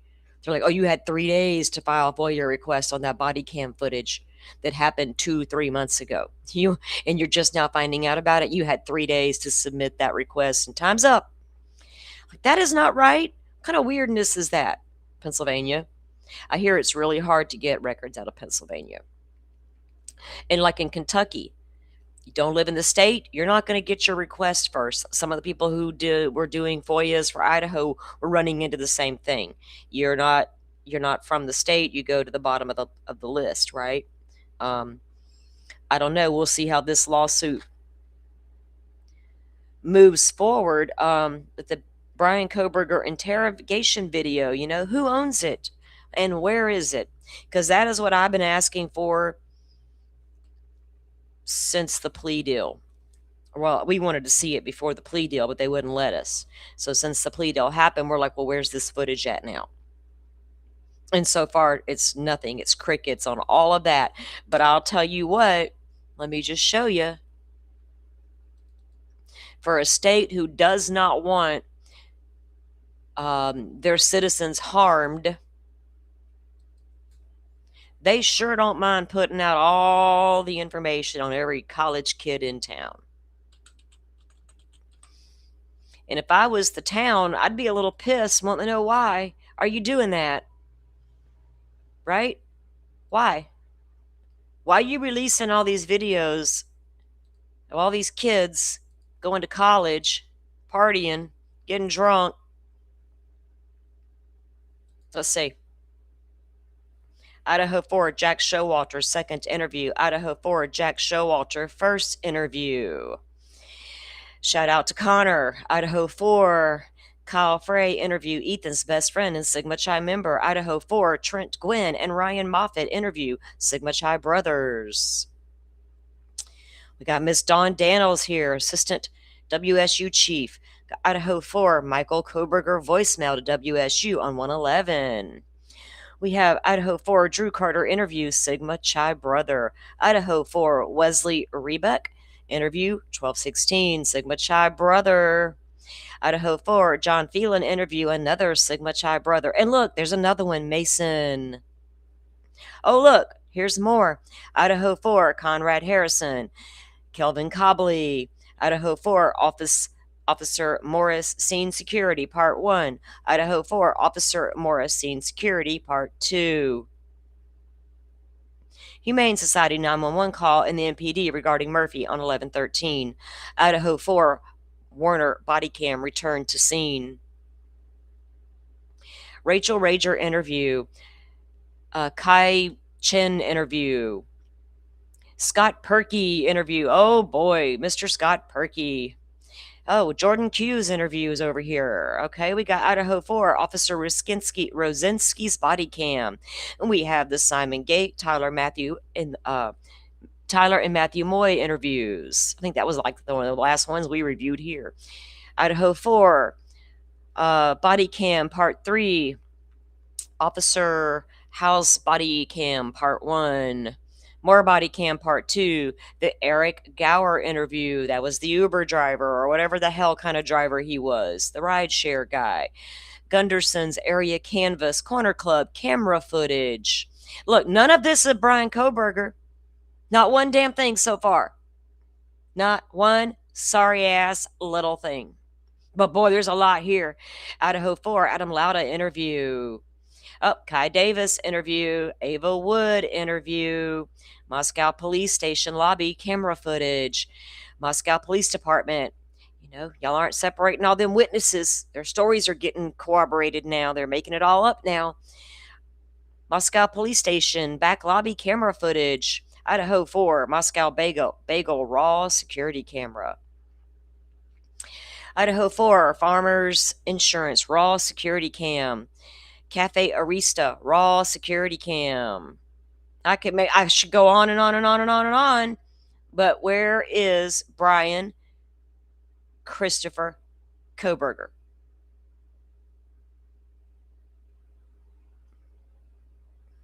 Nope, no Koberger yet.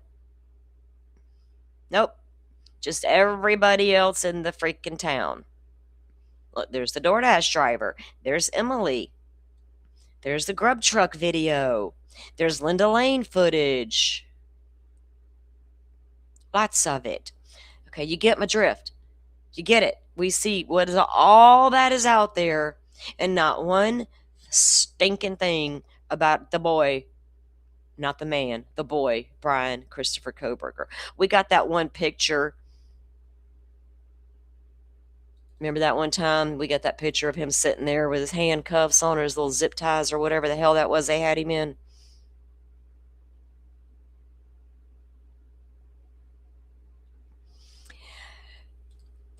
The thing, you know, crime scene photos will always be released. We have to be super careful about when we start saying, oh no, that's too gory to be released. We have to be super careful with that. That's like taking away part of our, that would be as if we agreed to give up part of our freedom of speech to maintain another freedom that we have. No, right? We were not going to do it on a case per case basis. That's ridiculous. Redact stuff. I mean, we don't need to see the gory stuff.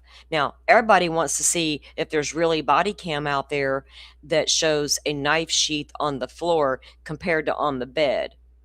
Well, let's see, what did Bicca Barlow have to say about that knife sheath, where it was located? Where you at, Bicca? Hold on. Give me 1 second.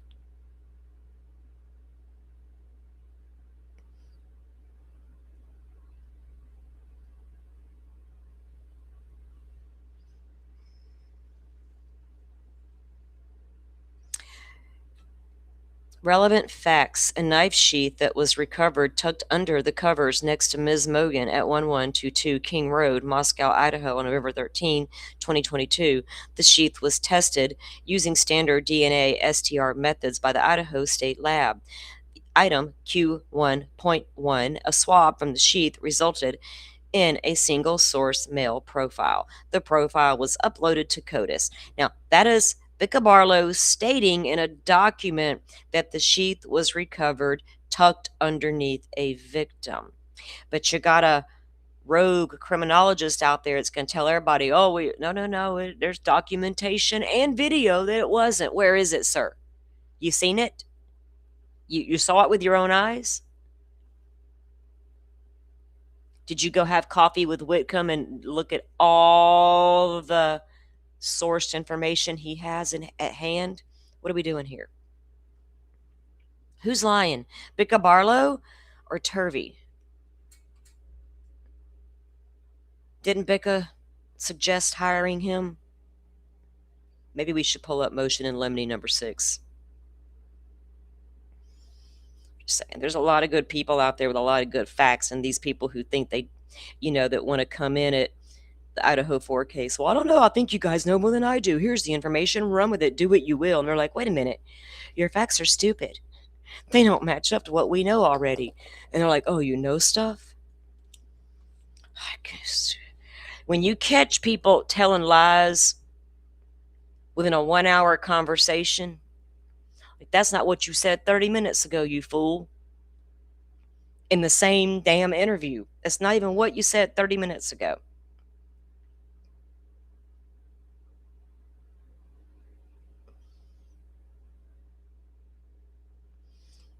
What are y'all talking about? Anything else they have is before he was arrested. You talking about Koberger?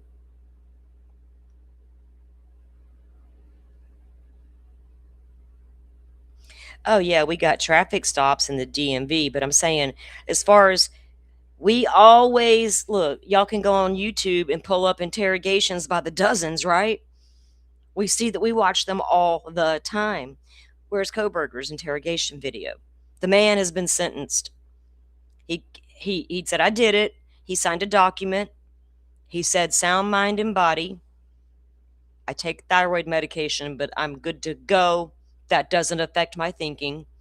If I don't take it, it might affect my thinking, but I take it so my thinking is good. That's how thyroid medication works. I know because I don't have a thyroid. That bitch be causing all kinds of havoc in your body. So I do get part of what's wrong with Koberger as far as that goes, but that don't make you a murderer. It does not make you a murderer by any stretch of the imagination. Yeah, we got the traffic stops, but that was it. And that DMV video. But that's all we have. We got some footage, him cruising around over there in, what was it? What do you call it? Y'all, the name of the town, Lewiston. When he's over there getting coffee and stuff and riding around and he's trying to enter the Costco. We have all that stuff. We want the interrogation video of Brian Koberger. The denial. The I can't wait to be exonerated.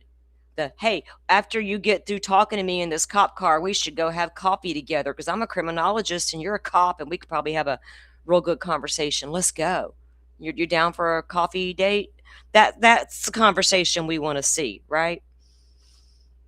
How long did it take him to shut down? After he made the statement, I can't wait to be exonerated, what was his demeanor like? Oh, wait, where's them body language experts? I might have to get behind one just to see if he says what I like him to say. I'll be the body language expert that day. Release the video and I'll become the body language expert that day. We don't need those junk scientists over here. Exactly, Rachel. I don't care if it's 2 minutes. We need to see it. Did it even happen? There are people who think this guy is some kind of informant that was really like working for the FBI. Maybe stumbled upon something he shouldn't have, and Idaho's like, oh, we got to get rid of you.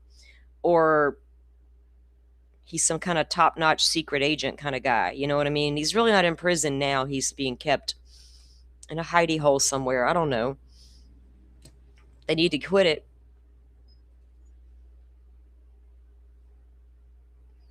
They certainly need to quit it.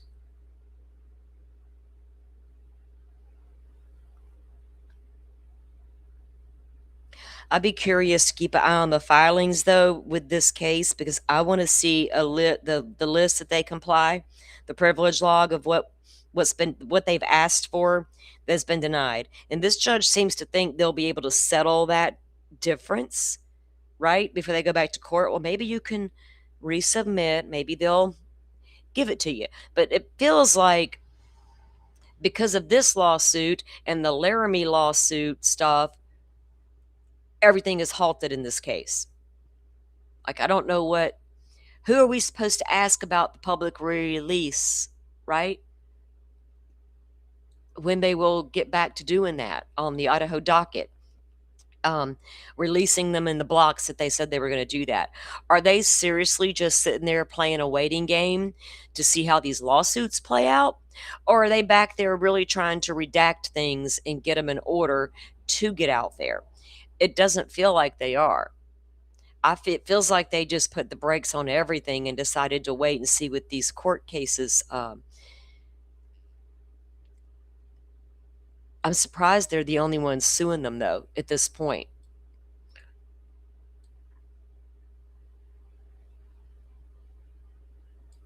Because what records have they specifically requested that they haven't received? They were denied on. It can't be, they weren't denied just because they're out of state. Because shit, Jules is not in that state. Connor's not in that state that I'm aware of. Hell, he might be. But Jules has gotten plenty of FOIA requests out of Idaho, and she don't live in no Idaho.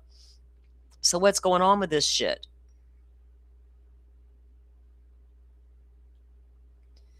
And why do we have to have all these lawsuits to provoke stuff, right? Let me look at something real quick.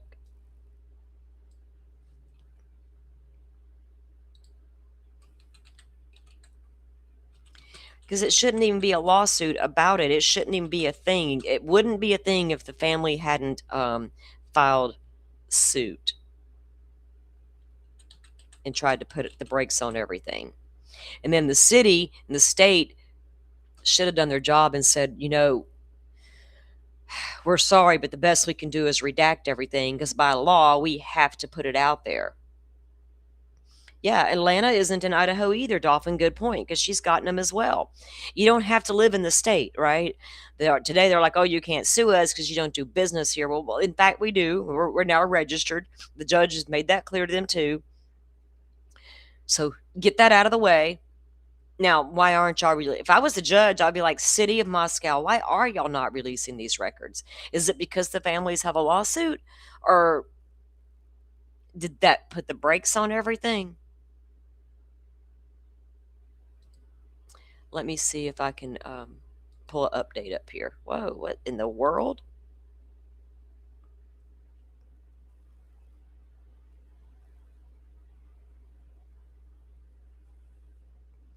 Right, Butterfly. It's no different. They did ask for specifics though related to Brian Koberger, and that's what they were denied. And they were denied based on the Pennsylvania law, right? Well, we're not dealing with Pennsylvania. We're dealing with Idaho and stuff you literally have in your possession. So you now are the custodial of that information. So quit trying to put that off on, oh, we can't release it because of Pennsylvania's, weak ass law. It's crazy that there should even be a issue. But like I said, feelings came into the case and that started a lot, right? Okay.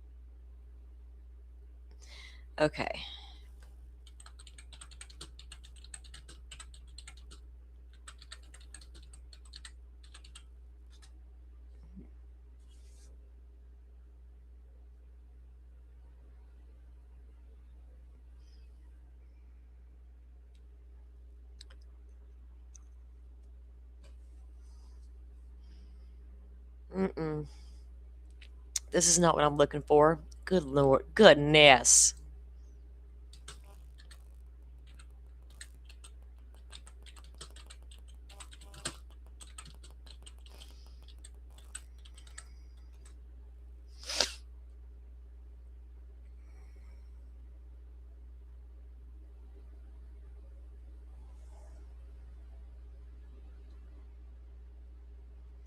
So, all right, let me just go to the city of Moscow. The last thing they posted was back on August 18th of last year, right? And August 12th, City of Moscow was served notice of a petition to the Latah County District Court for a temporary restraining order and injunction to prevent the release of additional public records related to the state of Idaho versus Brian Kohberger. On behalf of Karen Laramie, the mother of Madison Mogen, this action followed the recent release of redacted crime scene photos. Then it goes on to say August 15th of 2025, Idaho's 2nd District Judge Marshall issued a temporary restraining order prohibiting the city's release of images and audios. So, ma'am, August 15th, 2025, Judge Marshall, you decided we're not releasing anything else. So, what was today about, lady? You don't understand what's happening and what they're asking for. You need a list. It's the whole case file, literally. I don't know why she even asked that question, but let's get specific and give her a list, okay? So Marshall signs off on it. Restraining order prohibiting the city's release of any images, audio, video depicting the inside of Madison Mogen's bedroom until a hearing on the prelim injunction may be held. Now, see, those were the ones that she specifically didn't want Maddie's bedroom out there. They just made too big of a mess of this case when it was an easy fix from the beginning. It was so simple. You knew these records were going to be requested. You knew that they were going to have to go into the docket as a public release sooner or later. Everything would be the judge ordered everything to be unsealed. What did they think was going to happen with such a case, right? I don't know what they expected. We don't know why, Dolphin. That's why I'm saying I'm crying foul with it. The second that letter came from the FBI, I was like, oh, hell no, you don't. What are you doing, FBI? I already feel some type of way about them. I have a love-hate relationship with them. I honestly do. I have always have, and I think a lot of folks know that. But yeah, nothing's normal about that letter. Like I said, people don't want to think that Lori Vallow and Chad Daybell were as big as Brian Kohberger, but I promise you they were just as big. And none of this happened in that case, either of those, where the FBI comes in a year later after a plea and says, hey, can we get all of our documents back now? It's not for public consumption. It's like, what? What about all those unsealed documents that are yet to come where Ann Taylor was requesting notes from the FBI and all these things that should be stuffed in there, for us to look at later? I get the FBI not wanting all their information out there, like their investigative techniques, but I think the only thing different, though, Dolphin, between this case and the Vallow Daybell, as far as FBI was concerned, would be IGG. But I don't know why. I don't know why you would wait a year.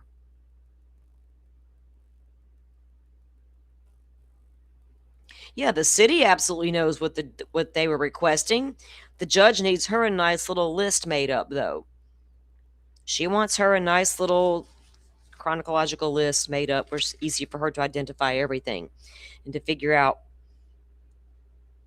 what to do. But no, they shouldn't be doing this at all. The city already knows what they requested. You're right, Dolphin. They got the requests, right? This August 25th and the September 15th denial letters. So they know.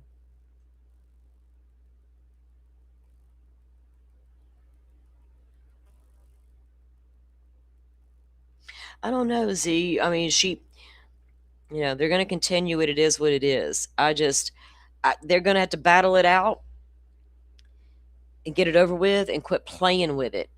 There's too many. What do we got? We got 3 lawsuits, basically, if you count the lawsuit against WSU. Because you have WSU lawsuit, you have the EWU lawsuit, and like what is there? There's another one I'm forgetting. Oh, the Laramie injunction lawsuit. All that shouldn't be going on in this case, right? It just shouldn't. And to have an expert come out and talk one way about the crime scene, and the defense attorney come out and put out a statement, saying he's not professional. Like, what are y'all doing? Then we got the attorneys for Kober going to go out and do this TED talk with a bunch of attorneys, and you got to pay to go in and see them, and they're going to tell you about their work on the Brian Koberger case. It got Turvey and Whitcomb doing book tours. We've got Cy Ray about to head off to Europe to give a big talk over there about the fusion of it all. Maybe tomorrow, we need to get to his to get to the Cy Ray of it all. It's just an ongoing saga almost. Dolphin, do anybody read the legal filings besides us? It makes you wonder, doesn't it? It makes you wonder. And then even when I was reviewing some of that shit with Whitcomb, he would make a statement, and whoever's panel he was on, they're like, "Oh yeah, we know." He's like, "Oh, you know about that?" They're like, "Yeah, dude, we've known about that. Where you been?" "Oh, I don't have social media." But then again, I love Lana. I know who. I began watching. I'm like, wait, sir.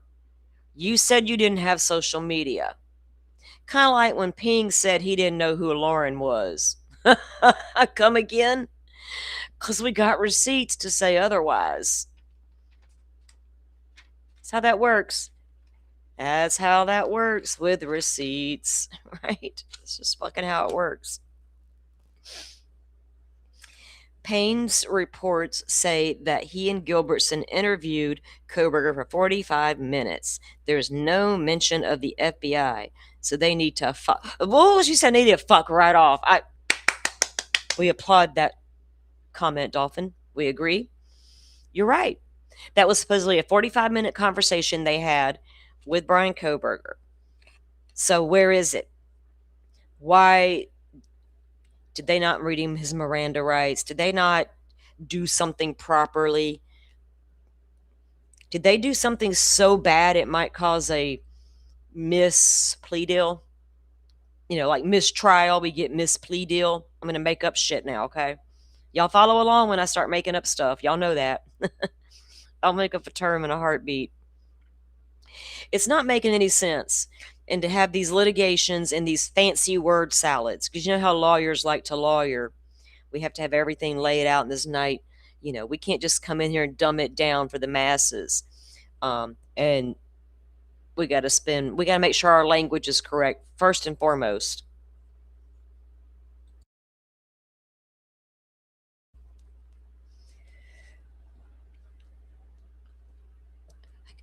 I just don't understand why simple decisions have to be so hard, why they make it so hard and need some Z's. Girl, they got me thinking some shady shit might be happening somewhere. I know. I'm telling y'all that I gave them plenty of time. I've given them plenty of doubt, plenty of room for reasonable doubt to do what they got to do out there in Idaho. You got a lot of documents and all the things. But the more time that goes by, the harder it gets to be like patient with them.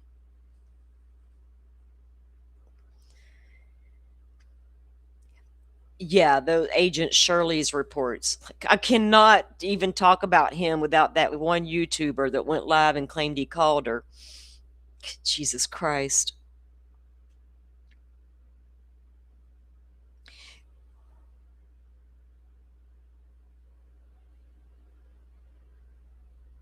Yeah, S.A. Shirley. We need to get an interview with him, right? I'd love to talk to that dude. I would love to have a conversation with him. Ann Taylor would have known if his rights were violated. Ann Taylor would have known if that sheath had really been on the floor versus the bed in the beginning. There's a lot. People are out there really throwing her under the bus right now. She's horrible. She's this. She's that. I don't see it yet. She came out with a statement against Turvey, but she could have elaborated a little more, but I think there's more to come from Ann Taylor in due time and Ann Taylor's way. She's going to make bank off her Koberger one way or the other. I bet she got a book in the works. How I defended Brian Christopher Koberger. And how the internet threw me under the bus for ineffective counsel afterwards. Because they're trying desperately to get him an appeal. Like the internet, like there's a judge somewhere having coffee going, I'm going to pick up the YouTubes and see what's happening. He's scrolling. He's like, oh, look, a broken plea. Oh, what? Koberger's innocent? Let me make a phone call. What do they think's going to happen? They're all going to get Koberger a new trial by talking about crumbs in a book.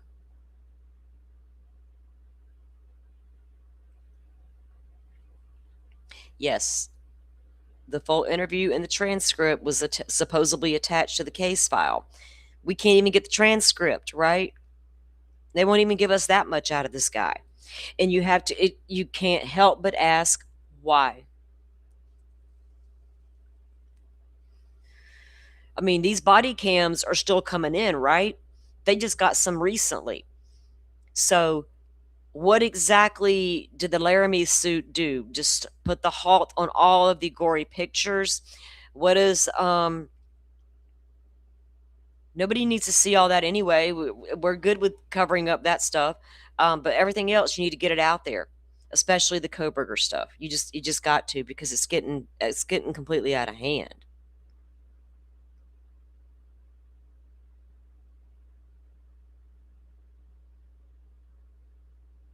I know, need some Z's. That's what I said. Yeah, or what was it the other day when you were in here? I was like, I know you're going to disagree with most of what I say, but it's all right. But no, we have to ask these questions. We wouldn't be asking the questions if they didn't present themselves, right? That this is all happening to go on. And why is the Nevada Court of Public Records Law watching this case ever so closely? He said, I'm sure that attorney's watching right now. I'm like, what? What? Nevada? Bethany Funk lives in Nevada. What's going on? It's just a coincidence. One of those weird coincidences that we don't do in true crime, or just a coincidence that we do in true crime. I don't know which one's happening here. But that was interesting to me that he made that statement, right? I'm just so used to Florida law that I feel like I forget that everybody doesn't have the same law. It did seem, so Gilbertson did seem, and he's with the ISP. He did more of the questioning than Payne, right? Payne what's Payne going to ask?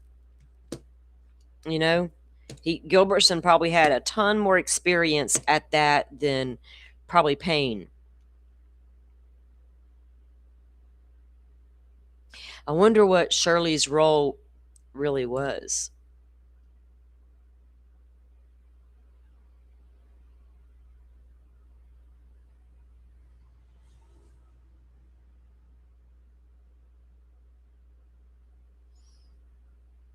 I wonder.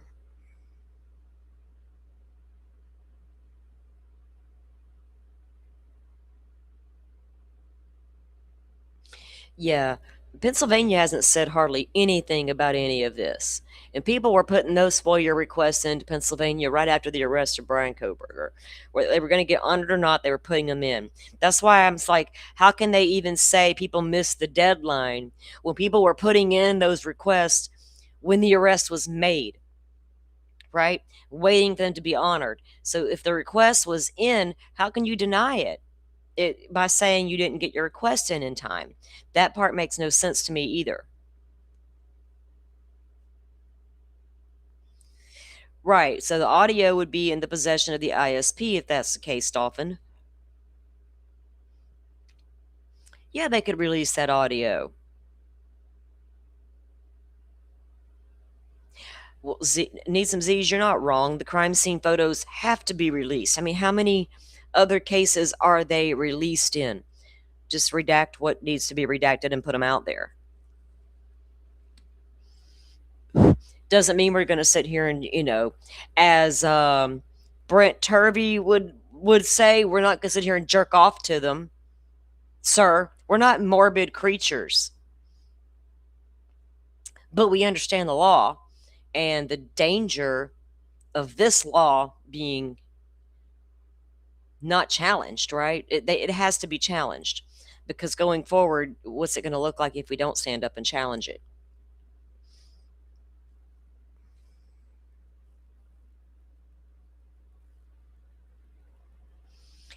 I wonder, Dolphin, did he even mention that Shirley was there? I wonder if Shirley has his own report, though. You know what I mean?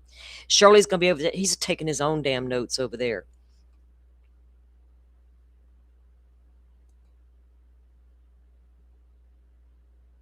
It's a very strange case as to how we even got to this point with it.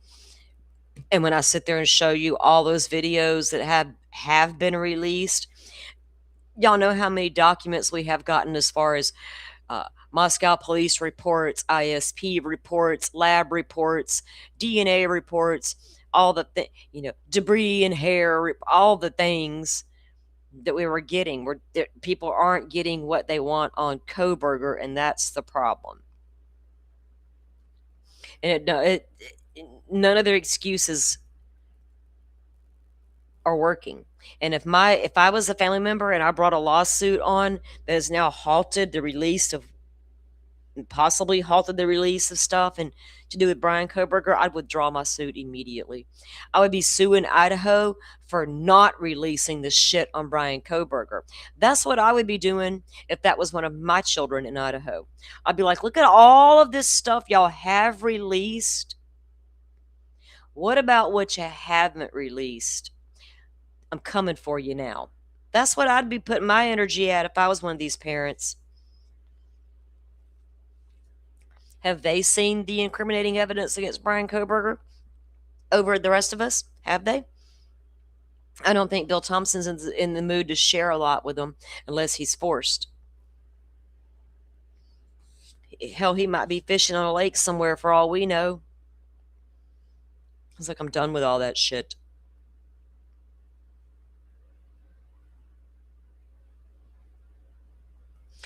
It doesn't make any sense, Z's. Why not release it now?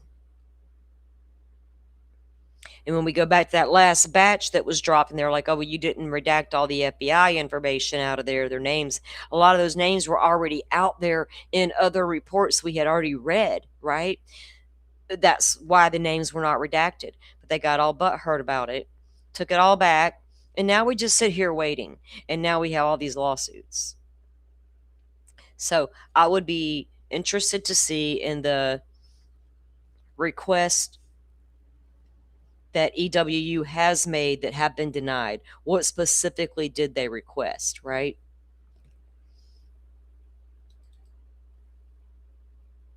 And these two letters of denial that came August 25th and September 15th. Let me check something here. Whoops.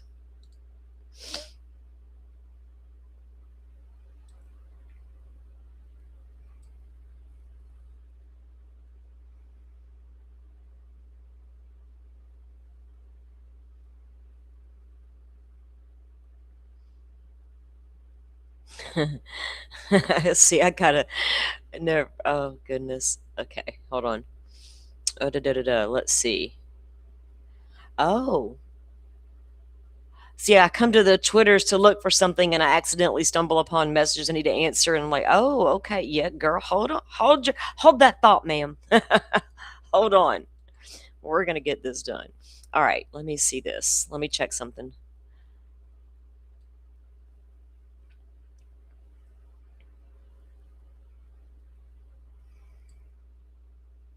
Guys, I was going to do a show yesterday and we were going to have Bonnie Bell back on, but we just weren't going to do it yesterday. But I'm still talking to Bonnie. She has sent me some more information and we are rescheduling our show. It'll come up in about a week or so. And she's got some new information that we're going to talk about too, as far as that case goes with Danielle Bell. And see what's going on now. Let me get to where I'm trying to. Let's see.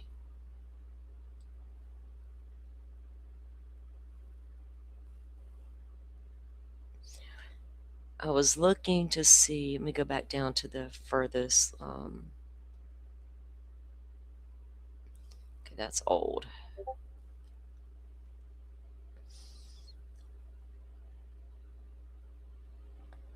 Let's see what this says.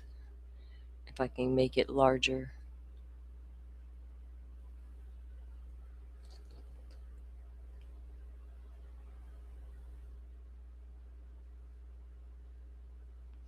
Now, the judge just told them to make a log of what they've requested and submit it. And she gave them a deadline.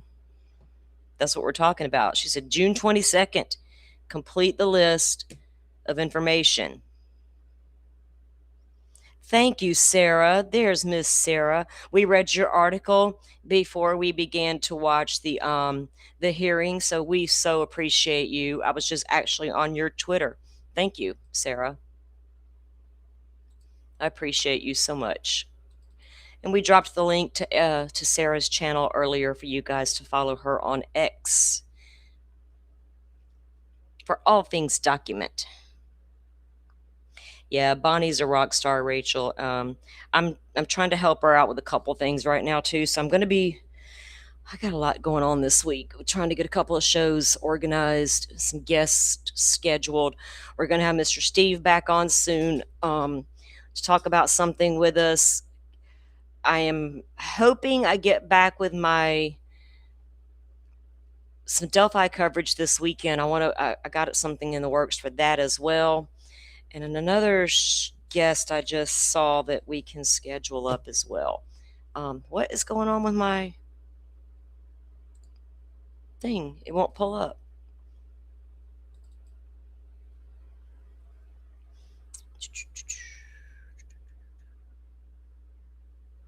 Sarah, did you watch that hearing? For some reason, my Discord's not pulling up for me. Like, what's going on with you, Discord? You're being weird. Oh, let me do it this way.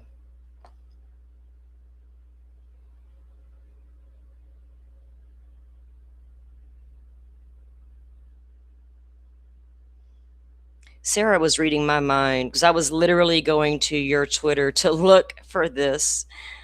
I can see it pulled up on my phone, but I can't get my Discord open up here. Okay, let me see. So when they compile their log to complete by the 22nd, it should come up in this case file.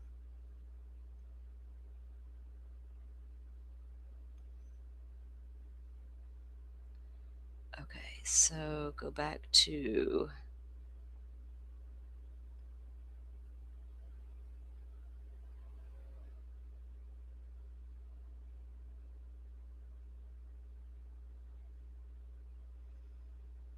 the original complaint.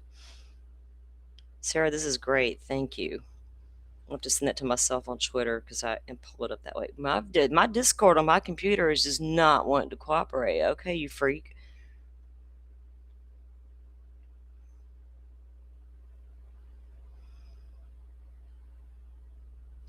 We read this document when they first prepared it. It was that 126-page document when they first filed the suit.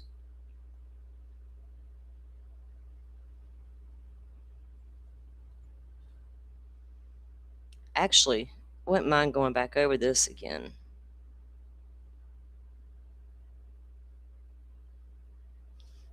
Let me try to, hold on, let me do it this way.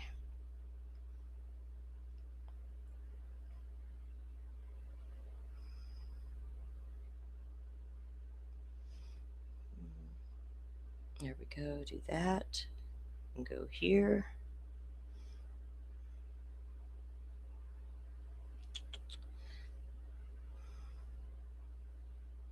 Boy, Saturday it was beautiful outside, and today someone said, "Oh, Florida, you want some humidity? Here you go." I'm like, that's more like it. Now it feels like a normal Floridian day outside. Ugh. Okay, but I'm not going to complain because it's not winter. It's not cold.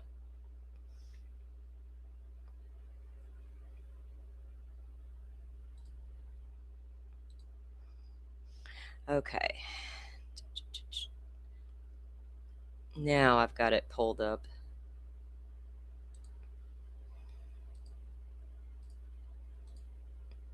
Ta-da! All right, I'm going to make this larger so I can see. Okay. I'm going to scroll through, guys, and show you. Let's see. There's the petition. There's court minutes available all the way down to the declarations, the interveners, documents. And today was the oral. I wanted to go back to, what is this one? Can we pull it up this way? Is it gonna?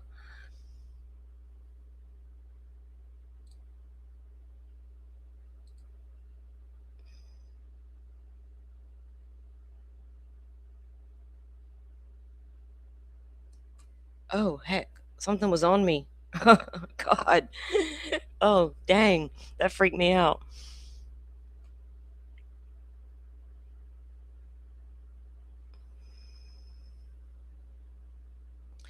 Thank you, Sarah. I'll do that. I'm going to drop this link to you guys as well. Let me get it where I just had it. And that way you guys can see all of the documents in there too. Let me pull it this way. Copy. Let's see. There we go. Now let me come into the chat.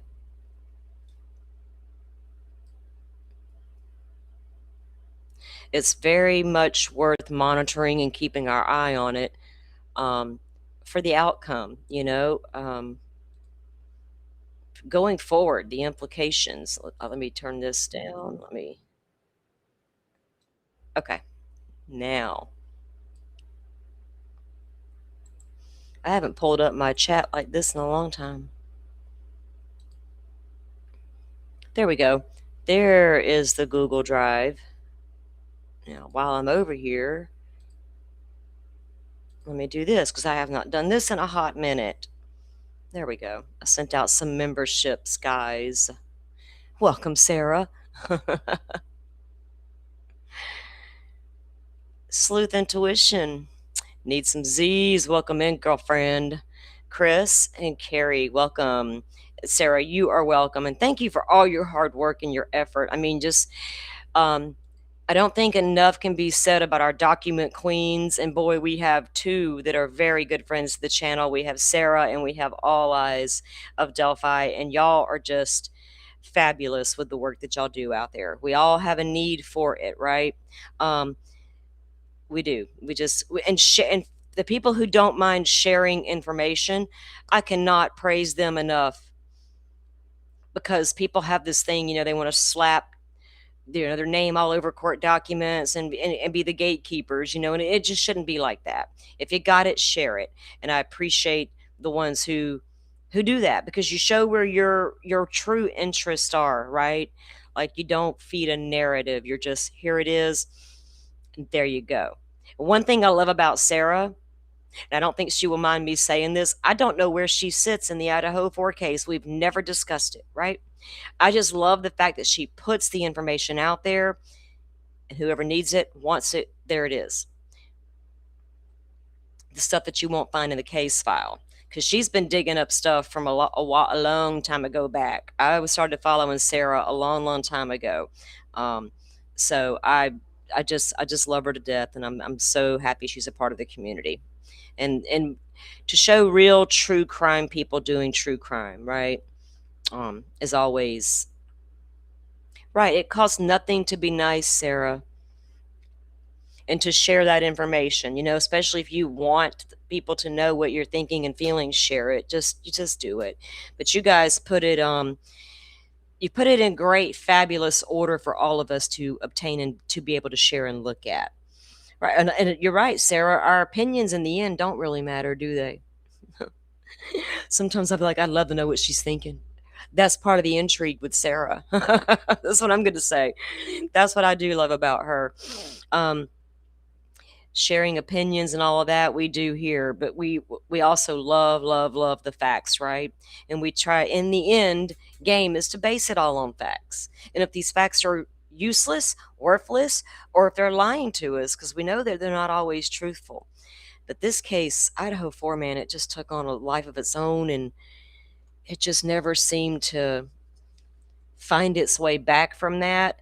And I think a lot of that, I'm going to say, is failure of leadership, failure of a strong prosecutor, maybe failure on a strong well, the judge was strong by the time they got away from Mr. I need to think about all of it Judge over to Hippler, who I'm not playing with y'all today or on Sunday guy. Wow, if the attorneys had had that much fire in them, if they'd only had that much fire. Like, there were so many times I was just like yawned to death by baby lawyer. She was no better than the old guy lawyer. I'm talking about the prosecution team. They were uneventful and they were boring. Hey Hawkeyes, welcome in. No comment, Sarah says. Sarah, it's beautiful because I see people on both sides of this case refer to your work, and so that's what I love about it too. There's somebody who sits on the complete opposite side of me, and we respect each other and stay completely in our lanes, and she also feels the same way about you as I do, and I respect that.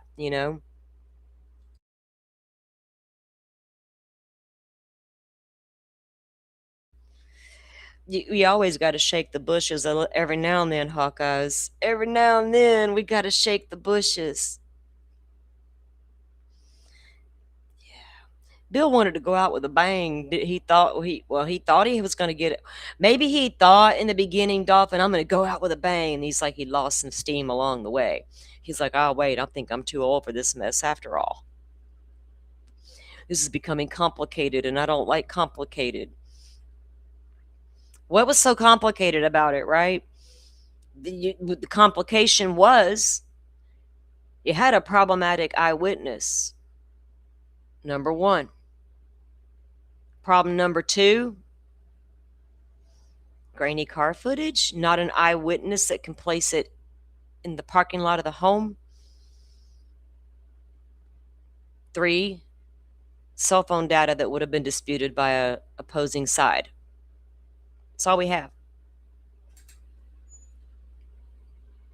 His phone didn't show anything, right, but a bunch of other girls that were not the victims in that house. According to Dateline, there were a lot of photos of a lot of girls, but none of them were the victims inside the Idaho 4 house. Weird.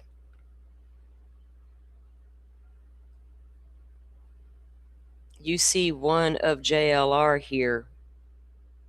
What? One of his peoples? Is that what you mean? I don't know what you mean. That guy, Lord, that guy. Those whole handful of guys from last night should be completely ashamed of themselves for what they did.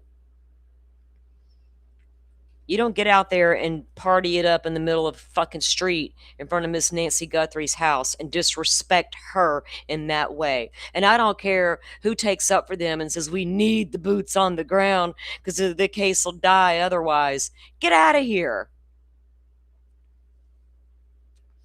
You're going to sit there and pretend if JLR, Alex, DeJuice, and whoever, Ted, and all the rest, if they leave, Nancy will be forgotten about.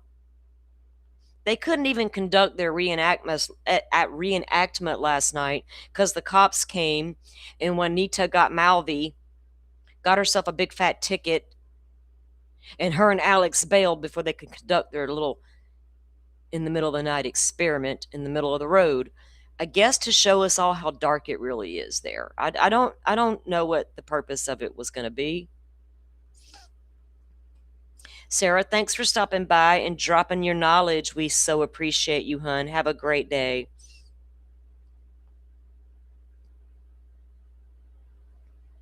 It was so gross, Rachel. You had Ted out there doing push-ups. You had him and that other guy out there doing the moonwalk. I don't know if Ted ate a cookie. I know, Hawkeyes. I clocked that. Your girlfriend. We clocked the same thing. Isn't that funny? Isn't that funny? He may not have been watching today, but been watching somewhere along the line, hadn't they? I got booted out of his chat one time about a year ago for asking a question. Like, see you later, salty sleuth. We don't need that around here. I'm like, dude, calm down. Calm down, Gray Hughes Jr. It's just a question. That's why I don't like zapping chat the minute a question's dropped. First of all, come in here being nice, and we're not going to do anything. We're gonna let it roll. Come in here being crazy, we're going to get rid of you because we ain't got time for that mess. They were messing with Sue Ellen. Like, they can't keep her name out of their mouth. Cannot do it. Wait till she sues them. We're going to see JLR in the airport again, calling the cops because somebody's harassing him and talking about him. Is he going to come after me next because I said his name?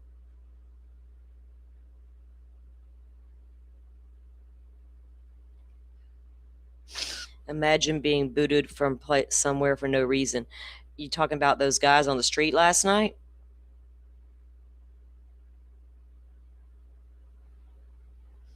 They were making a mockery out there last night. I didn't see 1 ounce of professionalism. In fact, Ted was so out of it at one point, they may needed to call and get him some help. I'm not sure.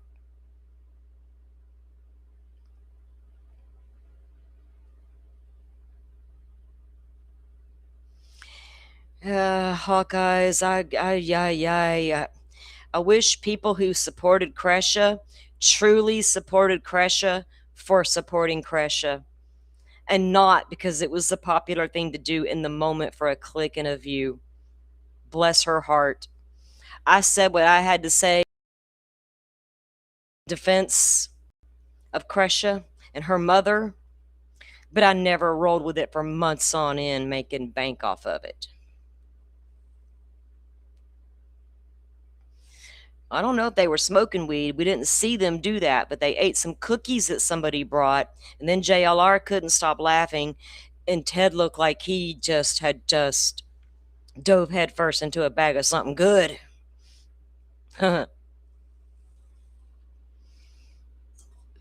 He was worried about it being all dark in the desert and someone's going to ambush him.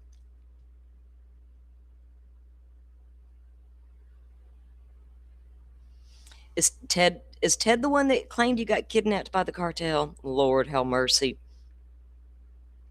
I don't know what that display was last night.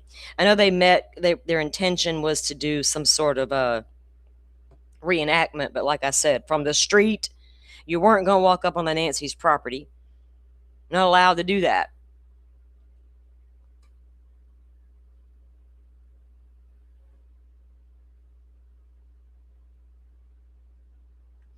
Hawkeyes, content's content, and people come for it, and people have been coming for it for months. Months on end. That's the thing, Rachel. How many of these creators that stepped up to the plate for Kresha can tell us one thing about her work on her channel and what it means? How many? It's just a question. How many have promoted Kresha's channel and Kresha's work and explained what it is she's doing over there? Other than, hey, Kresha, thanks for coming into chat. Let me highlight your comment. Other than that, you know what I'm saying? It's real easy to sit up here and throw shade at people. And it's real easy to sit up here and try to tell your community you're coming at things a certain way when it absolutely turns out you're playing them.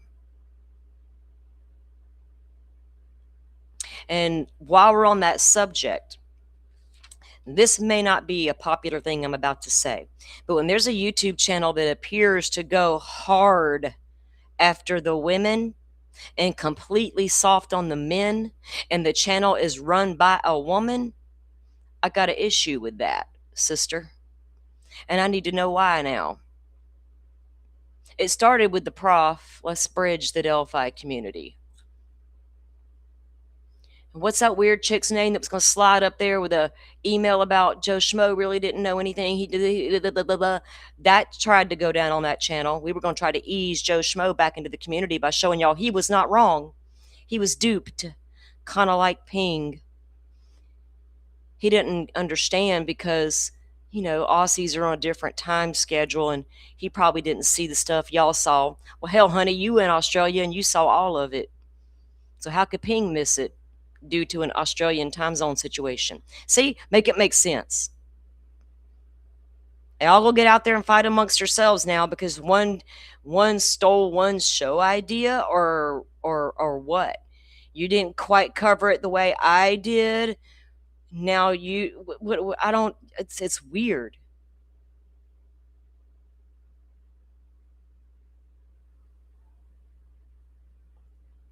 I've spoke to Jay, and maybe we'll be hearing from Jay here on our channel. I'm watching what's going on. I watched it yesterday because I was bored. Let me put it that way. I was bored, and I didn't want to dig into the true crime of all of it. So that stuff was on. It's like, you know what? I'm going to review this and see what's going on here. It's like, oh, really now? Oh, boy. What panel on Jay's? What are you talking about? Oh, the Dreadful Penny lady? Have y'all seen Dreadful Penny's stuff?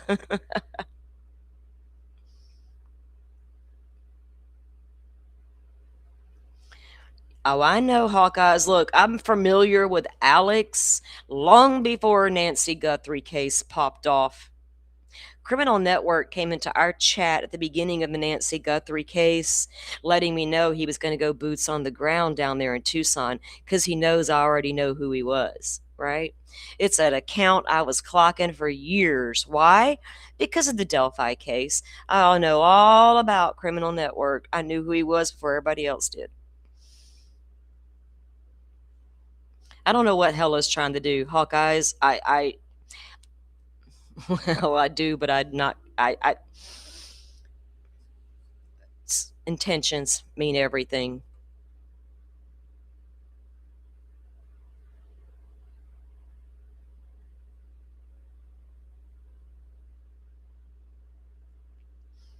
Infighting takes away from the cases. True colors will come out. Well, it's just like it's. And the community members that get caught up in it all, right? It's like you want to trust people out here on the internet. And the first time you catch, like when a creator has to come out and apologize for something they did or didn't do or whatever, or, I mean, I guess it's going to be different case by case, but it's like everybody is held to the fire for what they say out here, and you can't. Some of this stuff you can't take back. It's there. You said it, and you can come later say, I didn't say that, or that's not how that went down. But people can find the receipts and prove you're wrong. And I don't know what people want to lie when they know it can be proven wrong later, right? Kind of like when that Ping guy went over to do the interview with Hella. She didn't push back a lot. She made a bunch of excuses. Well, everything he said, receipts were found later to show he was not being truthful. And I don't know that dude. I don't watch him. I watched him one time. People were like, oh, go watch this guy. I'm like, who is he? I watched him one time and I found it quite boring. I just couldn't. Besides, late at night, I'm done. I've done true crime all damn day. Ran a couple of hours worth of shows. I can't with a boring guy at night. I will fall asleep. No, I don't mean to be rude, but I don't want to be 10 minutes into your show and I'm asleep. So I don't know him, but he had ties to that Trisha chick. And that Trisha lady's been all up in some turmoil, apparently. And that started problems, right? Hawkeyes, so Jay did a video, a standalone video. Well, she did a live, right? And then she put together a standalone video where you can see all the receipts for where he was not truthful. And I want to make this its own standalone show. So like I said, I'm gonna talk to Jay.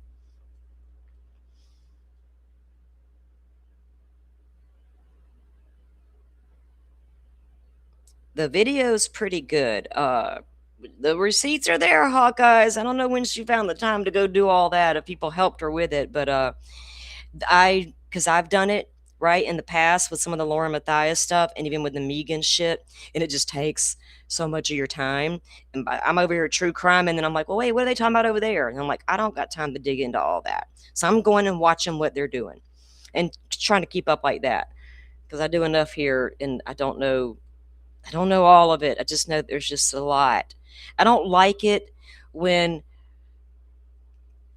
the communities are lied to. That bothers me more than anything. I've been in a community that's happened before. It was not a pretty sight. It was horrible. And for community members to be duped by people, it's just not good. And when you get somebody you think you can trust, and then you find out later maybe you couldn't trust them, it's not a good feeling.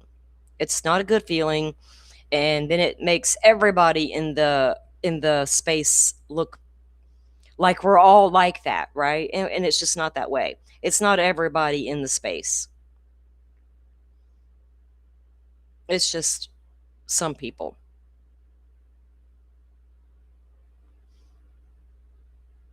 You know what, Hawkeyes? Once you got to looking, though, those receipts weren't hard to find, were they? Because your lives are out there, and you said what you said. And so it's not our fault you were caught lying, right? Or caught misremembering. Well, can we say it like that? Should we be more polite and say, okay, maybe you weren't lying, you were misremembering? Well, the receipts are out there. So they're out there.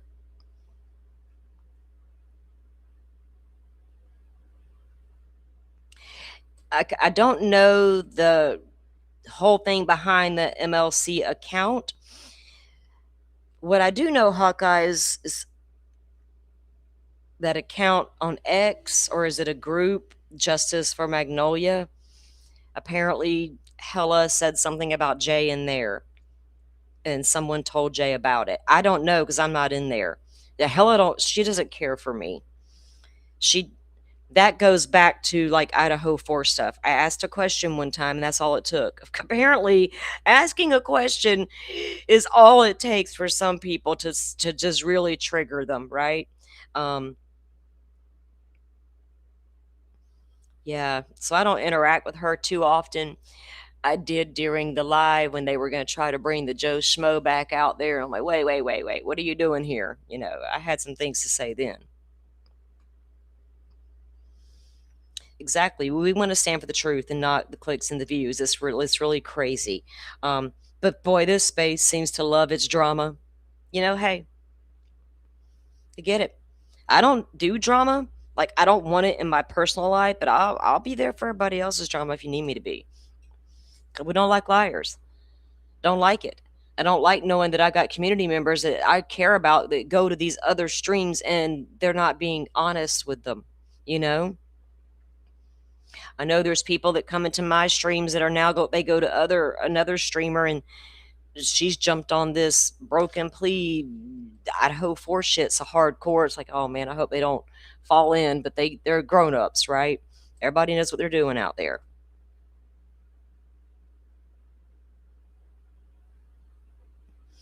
Yeah, there's no reason for that to even happen, Hawkeyes.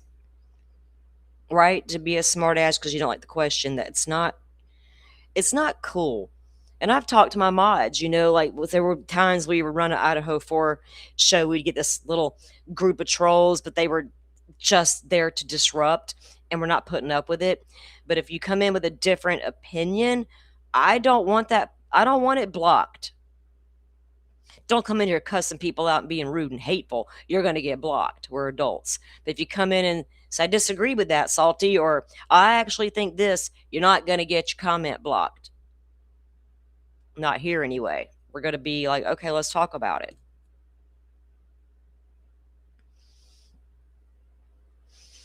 Yeah, Rachel. And sometimes they show you and then they apologize and they try to do better, and sometimes they do better and they go on and become a really good creator.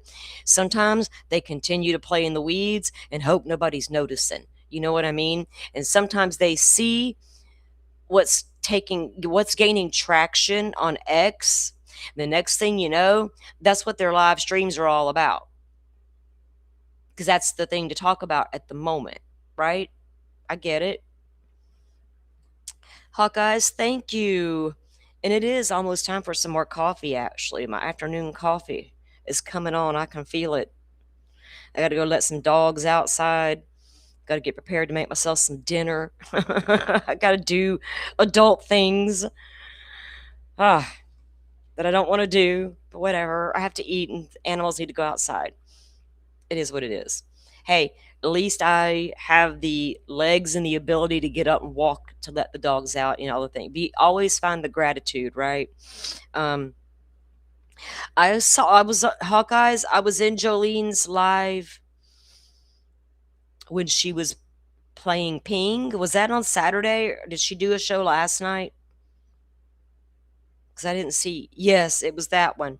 I was in there for almost all of it.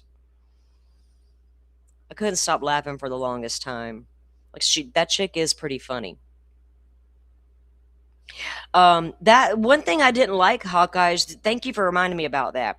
While that live was happening, and Jolene's up there dressed up like Ping, and she's just running her Jolene stream, people in the chat had some things to say about the interview that Hella conducted. They felt she was too soft on Ping, didn't push back enough, didn't ask right. They were expressing their opinions. She came into the chat and wanted to argue with everybody, disrupting Jolene's live, basically. Was your take on it? Because that's what I got out of it. I was like, oh hell, I'm sitting there with my popcorn watching all of that. I think we did. I saw you in there. We said, yeah, Jolene is funny. But yeah, so during that live, on Jolene's Saturday, that's when what's that chick's name? Hella came into the chat arguing with everybody about her interview with that Ping guy. So apparently the Trisha lady from Web Sleuths was gonna try to make herself the head of some lady's estate. And they all got money and gifts and support from this lady when she was still alive. She's passed away now. And at some point it come out this Ping guy got a computer. He tries to say, oh, Beth B barely knew her. She just bought me some parts. Well, Jay found receipts to says otherwise, right? That kind of thing is happening. Why are you lying, sir? Why are you not being completely honest? Why did you come out and say you don't really know who Lauren Matthias is, but yet Jay found receipts that said different? Should we watch that video before we go? Hawkeyes, you felt like it was scripted and she guided him. Well, she did guide him, but answered for him. Made up reasons. Oh, well, you were probably this because of this. And what got me the biggest thing, the Australian time difference. He just wasn't aware of some of the things being said and done. Well, how come when she knew all of it? How many shows did she run? Hold on. They're both in Australia. And her excuse for him is he's in Australia and doesn't know. Does he not watch Hella's channel in Australia? No?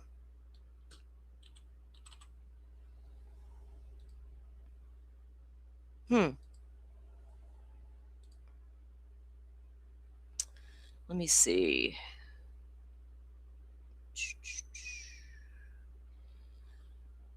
111 videos, hidden true copium. So over there in Australia, an Australian creator has 111 videos out on the Lauren Matthias of it all, and her friend, another Australian creator, has just doesn't know anything about it because the clocks are fucked up. They live in the future. So far in the future, he doesn't know what happened in the past. Damn it, man. Can't make it up. Oh, yes, they're smarter than us. That's right, Hawkeyes. We take offense to that, don't we? We don't know our laws. We don't know anything about how to conduct ourselves. We're stupid Americans. We take offense to that. She was leading the witness. Sir, would you mind answering this question truthfully and honestly? Let me answer for you. Just let me answer for you.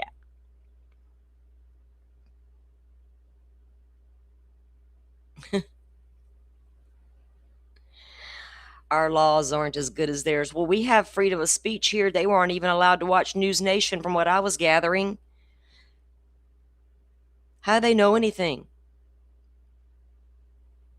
if they're not allowed to watch stuff, and had to turn off? Wait, so was he covering a trial out of Australia and had by law had to turn off comments or something? They got weird laws over there. Weirdness.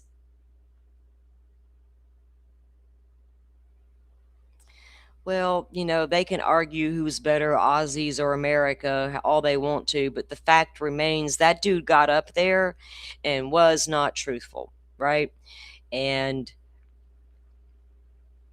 she was very soft on him. And what is that lady's name that was going to come? Because I looked for the video and I don't know if it's still there. I looked for it. There was going to be an interview on Hella's show because I was there for it. What was the lady's name that sent her an email about Joe Schmo's role and she was going to bring her on? It began with an S. And she had her on the show and they were going to try to slide Joe Schmo back into the community by telling us that he was duped. That was what Hella was going to do that night, and it completely backfired in her face. And I saw that happen before with the Delphi community. And now it's this Ping guy, right? Hawkeye is a member for 8 months as well. Thank you, thank you, thank you. I appreciate you so much. I do. I just can't get over some of this stuff, guys. Like people, why do people want to act like they do? Why can't they just act like grown-ups, be normal, and live a life, right? Instead of all the guy had to do was come out and say, didn't know Beth B outside of whatever it was we did at Web Sleuths. And yes, she helped finance my computer. That would have been easily and accepted. I mean, I don't know. I don't know what all is going on with that case, though. I do have the entire case file. I do. What did I do with it? Somebody sent it to me.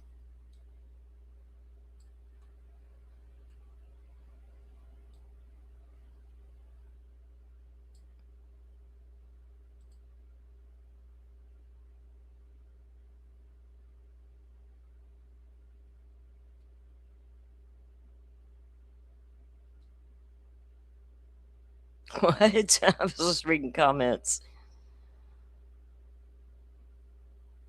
I don't know, Hawkeyes. I think he was streaming like a court thingy there, like a streaming their court trial or something they were talking about where he has to turn the comments off.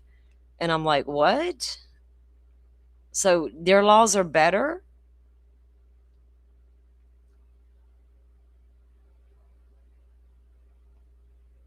Right, Rachel.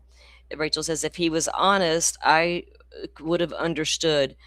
But yeah, you can understand it when they're honest and explain it because it's not, maybe, whatever was going on with that Beth B lady, if she just liked to share the wealth or whatever, she liked to help out. And it was as simple as that. It didn't, you made it worse than it was by denying it or downplaying it when you didn't even have to do that. You just didn't have to do it.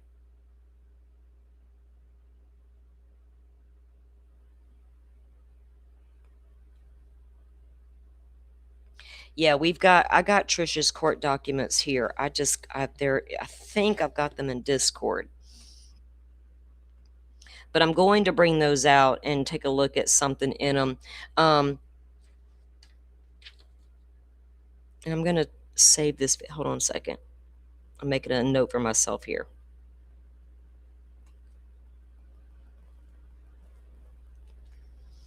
Because after dinner, I got to work on getting a show, this other stuff up. It's Monday. I usually got 3 or 4 things I need to get done this anyway. No, not that they have to turn off the live stream comments, y'all. He was streaming a court case in Australia. And by law, if you stream the case, you have to turn off the comments. Did I not make that? I'm sorry, I didn't clarify that. Not that you got to turn your comments off in Australia. That's not what I meant. It was while you were streaming the court thingy. You couldn't have the comments on.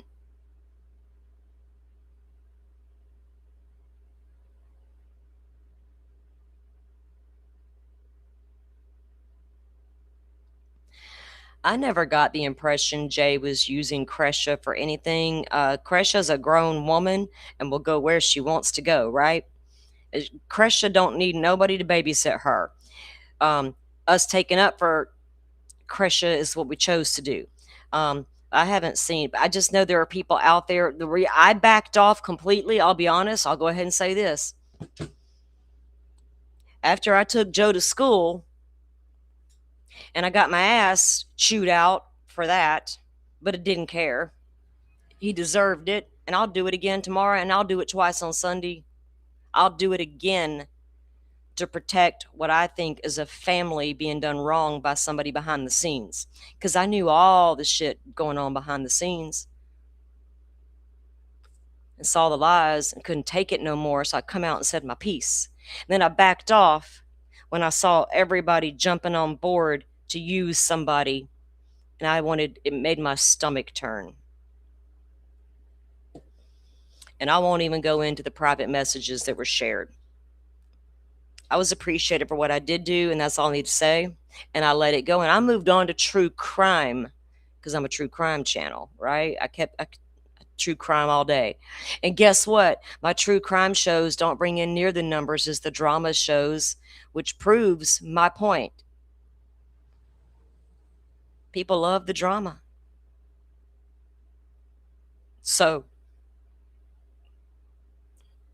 I don't know. Shady Lady Show. Right, Hawkeyes? People love the drama. We cannot help ourselves. We just cannot help it. We don't want to be caught up in it, but it's all there. It's there. All right, guys, we got a couple of court dates coming up soon that we're going to be looking at. A couple of shows I need to put it in order for this week. I got a couple of guests to get scheduled, so I got things to do this evening. After dinner, I'll be busy. No breaking news in any of the cases we're covering, right? Just some of them are getting geared up for court. We got to keep an eye on some of those. I got to find my court case, my calendar. I got a stack of papers here that need my super attention because I got a couple of court dates buried in there that I've got to look up too. Don't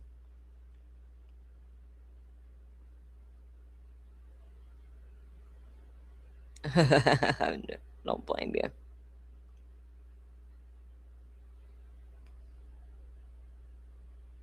you.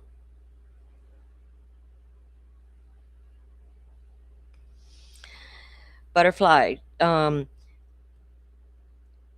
one got seriously injured in that shooting spree yesterday, right? From what I could tell.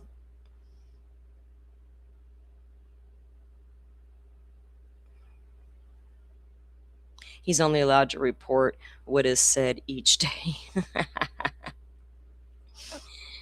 I got to get my calendar in order, Dolphin. I I got into a bad habit of what I would do is when I would hear something or see it, I would jot it down on a sticky thingy, and then I would leave them stacked here on the desk, and then I have to go through them. Like, you need to put them on a calendar. Which reminds me, I got to email somebody something with a calendar date later. See, I need a secretary. I need a producer. And I still got to send Hawkeyes back another email. Oh, Lordy. I am so bad about this. Today's the day. All right. I got my list. Oh, shit. One more person. All right. Now we're done because that's just too much. That's just a lot of work right there already.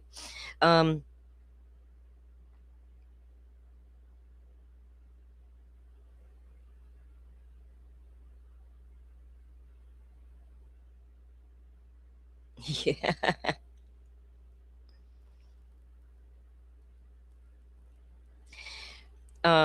My phone's always right here. I'm just got 10 things going on and I got notes everywhere. I don't. I got to get my notes together today. There's a method to my madness. I don't just follow one case, right? I got too many, and there's just too many court cases and dates, and I got a couple coming up.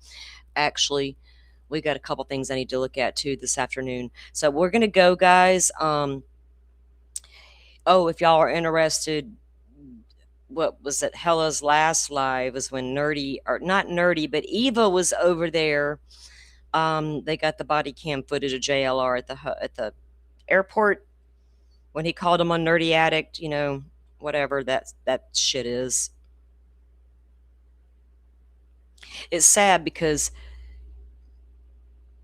JLR is out there, you know, just living his life large and in charge on live streams, eating a bunch of pizza, laughing, making jokes about being high, and doing all this weird shit right out there and for everyone to see, while in litigation with these YouTube streamers because he don't want to be talked about. That make sense, right? Make it make sense, JLR and crew, JLR and company. How come that is allowed?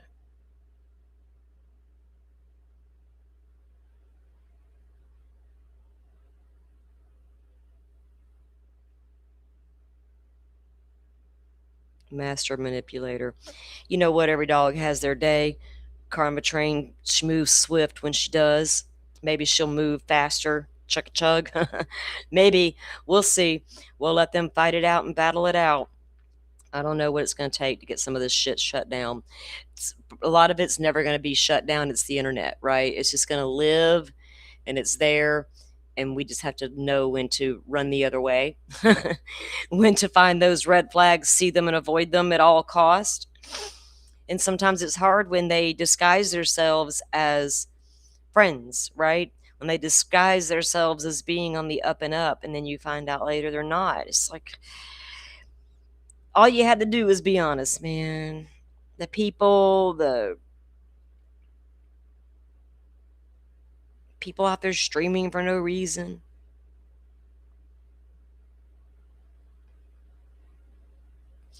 Oklahoma, Texas, Kansas, New Mexico, and jumped into Colorado almost wiped out one of our towns, and they're still fighting it. What are they fighting?